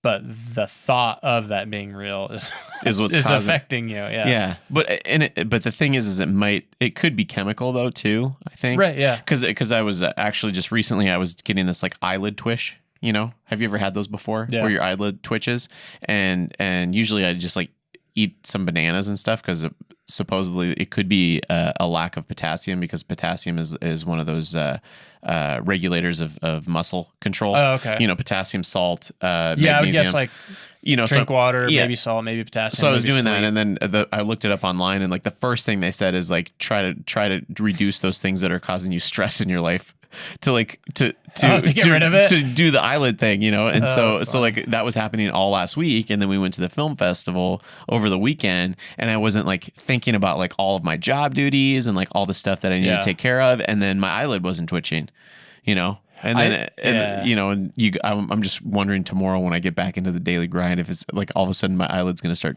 twitching again. If nothing else, I think it's really important to like get out of a habit of thought sometimes, because it can be really hard to break like a habit of thought, I think. Like, oh yeah. You know what I mean? So like just taking that time where you're just like, okay, I'm just going to like not engage this thought process, or not engage like, just like take my mind out of the equation for a moment. Cause like, you know what I mean? Just focus on like my body and just relax the mind.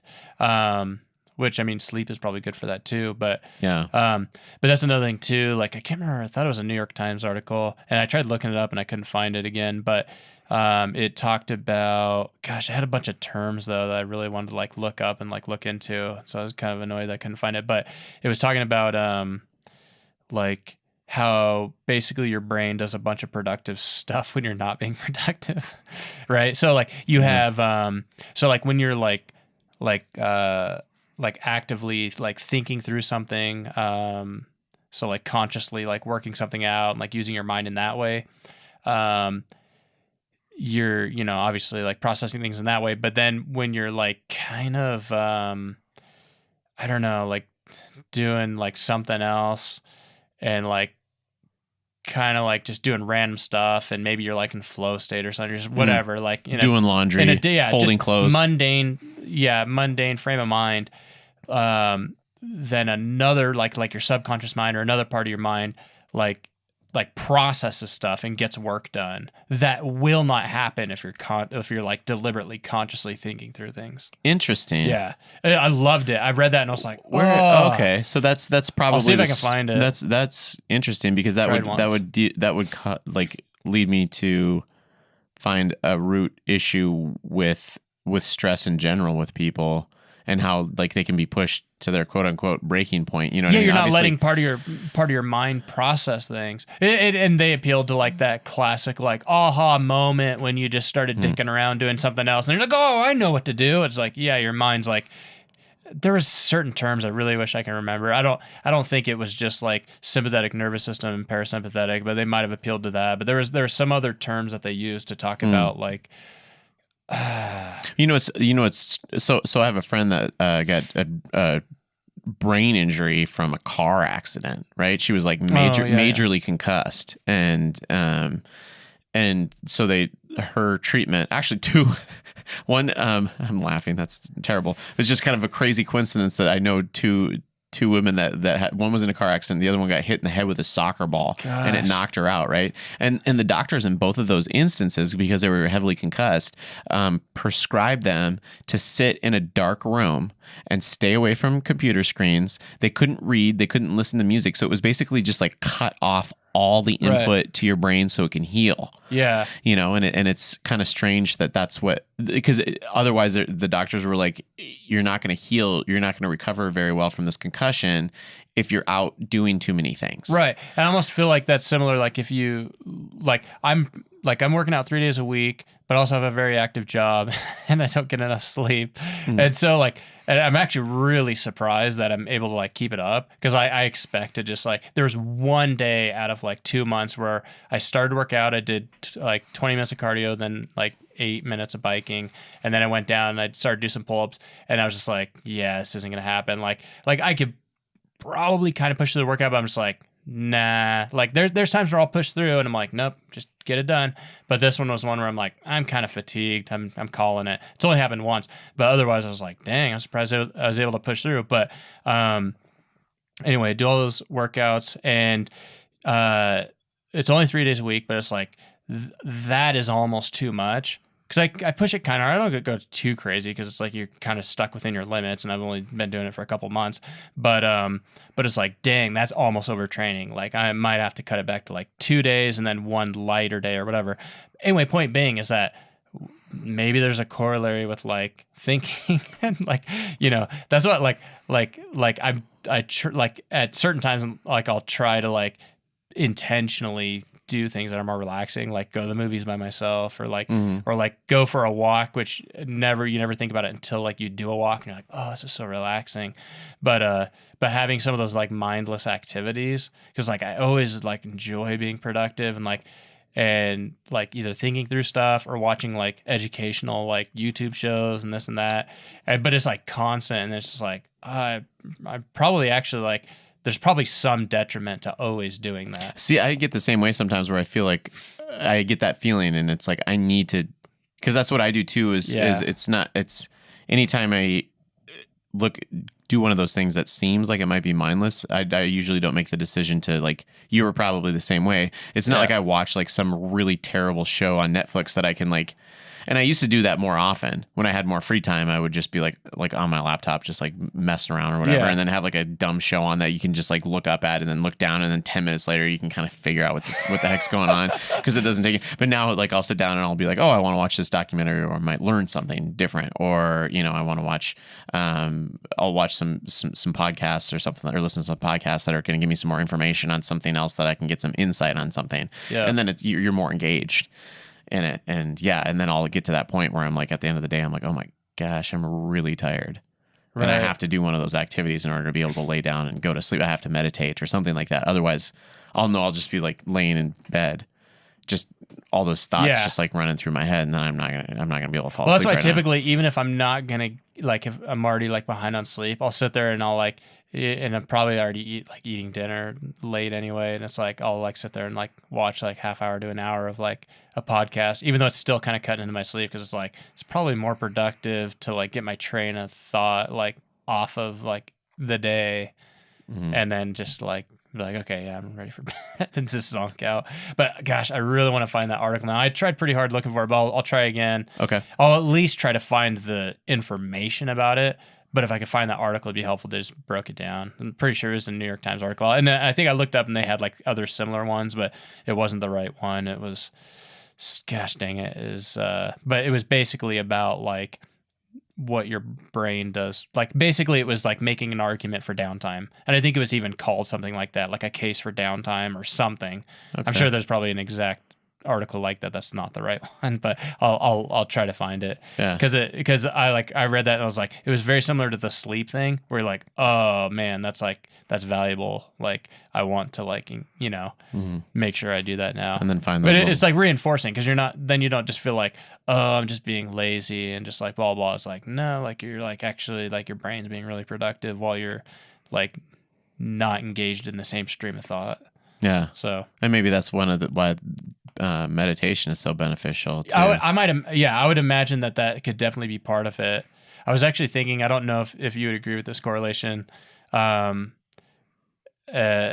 sure, like meditation is one of those like somewhat loose concepts that like a lot of things can almost have like a meditative quality because like you're like, even if you're like playing basketball, because you're so focused on the ball that you're like, you're like zoning it, but it's not the same practice, but it's like, I was almost associating like reading in a similar way where it's like, because I don't read like hardly as much as I should, like, and I feel like I'm just gonna start with discipline. Similar with like working out, it's like whenever I work out, I enjoy it and I find it valuable and I appreciate working out. But it's hard to like just be like, I want to work out unless you're doing like a sport or activity that isn't just about working out. Then you get really into activity, but because of that thing. But anyway, I was associating it similarly because like I'll be like reading and then like I'll read something interesting and then I'm like, oh yeah, and then I'll start thinking and it's really hard to like zone that out. And it's almost like the longer you like go through it, then it gets a little easier. But it's like that initial like every interesting idea like pings like another idea or something you remember or something you want to think about. And so I almost wonder if there's a certain meditative quality and development curve with that as well. Because it's like you're reading and it's like your mind starts to wander based on what you're reading. And then you got to bring it back to the like, oh yeah, crap, I got to focus on what they're saying. And then you start reading and they're like, oh, that might, no, follow their train of thought. Yeah. So it's almost like meditation in a sense. I don't know if that's accurate. So that's kind of Just interesting you reminds bring me that of up because I got, now that I'm teaching 5th grade this year, I got, when they come back in from recess, I'll read a book and like we're reading The Hatchet right now. You know what I mean? Quintessential. Oh, right. Yeah. Elementary school book. And I read out loud to the classroom for like 15 minutes a day. Oh, so okay. like I actually get some reading time in for me. But the one thing is because it's such a low level for an adult, like I'm standing there reading out loud and my mind is just all over the place, and I'm trying to make sure that the kids are like well behaved and stuff like that too. Right. You know what I mean? They're not like moving around or like screwing around too much. And it's really interesting. Like I'm like I didn't know how bad it was because like obviously when you get older you read things at your level and you don't go back. Like how often do you go back and read like a 5th grade book right now? You know what I mean? And it was just interesting. Like wow, this is really, I'm not engaged in this book at all. Right. Just tuning it in, tuning it out. So I think it is a discipline to be able to focus on what you're supposed to be reading. Yeah. Yeah. I mean, it's probably not exactly the same, but it just reminded me of that where I was like, there's probably a discipline curve to like get my focus right. And then I'll just get my own feedback of like knowing what works for me. Just, you know what I mean? Oh. Same thing with like exercise. Like, okay, I can't just go that hard. Like I could do it 1 or 2 times and I feel awesome. And then I do it like 3 weeks and then I burn out and then I can't keep it up. So it's like, okay. Yeah. So you just reassess, reapply. But yeah, it just reminded me of meditation a little. Maybe I'll try meditation though. I would. And just I can't remember the app that I used the first time. There's like this paid app that's Headspace. Oh, It's called okay. Headspace. I've heard of that. And so Headspace gives you like a free trial for like a week. So like a week where you know you're going to be able to set aside, like it's only like 5 minutes to start. You can do like a 5, a 10, or a 15, you know? So I just did like the 5, and it has like, they have like the lesson. So if you do it every day for that week, then you can get like their quote unquote like paid, you know, level of instruction on really? it. Yeah. And then after that, like I just didn't use it anymore because they kind of gave me the basics. It seemed like, I'm sure that if I continued, it would be valuable too, but I just didn't want to pay. It's like a monthly fee one. You know what I mean? It's like, how many friggin' monthly fees can I have with Amazon's annual, and then I get the Netflix, and then, you know what I mean? It's just like monthly fee. Yeah. So I'm like, meditation is not a monthly fee, although it probably would be healthier for a monthly maybe fee than Netflix. That's like, yeah, if nothing else, maybe they'll have like a Black Friday deal or something. That's one of those things I chalk up to like that day where it's like, if it's on sale, maybe I'll do it. But yeah. So we're 2:45. Nah. Yeah, dude. Yes. So that was I pretty knew an hour was too short. Yeah. I think we can. Are we good? Yeah. I can we should actually save some of those questions. Can I have those? Yeah. I was Can I gonna save leave them? here. And then I can do like Wes's questions with some do of some of the people that come on. I love asking those. Because sometimes I have a hard time. I like to keep them thematic, but I was thinking it would be more fun almost if I had like a hat with questions and I didn't even know what the questions were. Right. Well, that's why I like ask. the category idea where it's like you get to kind of pick a ballpark, but then it's like, who knows? That's a good call. But well, thanks for coming on. cool. Yeah, thanks for having me. This will be up on Thursday, so I'll send you the link. Okay, I'll maybe find those pictures, and then I'll probably find them and I'll send them. We'll just throw them up subliminally. Gross. just one frame of Wes shirtless. Yeah, and then I'll try to find that New York Times article. And then was there anything else for me to look up, or is those the only things? Okay, yeah, that's it. Okay. Sweet. All right. Cool. Well, thanks, man. Yeah, it's fun.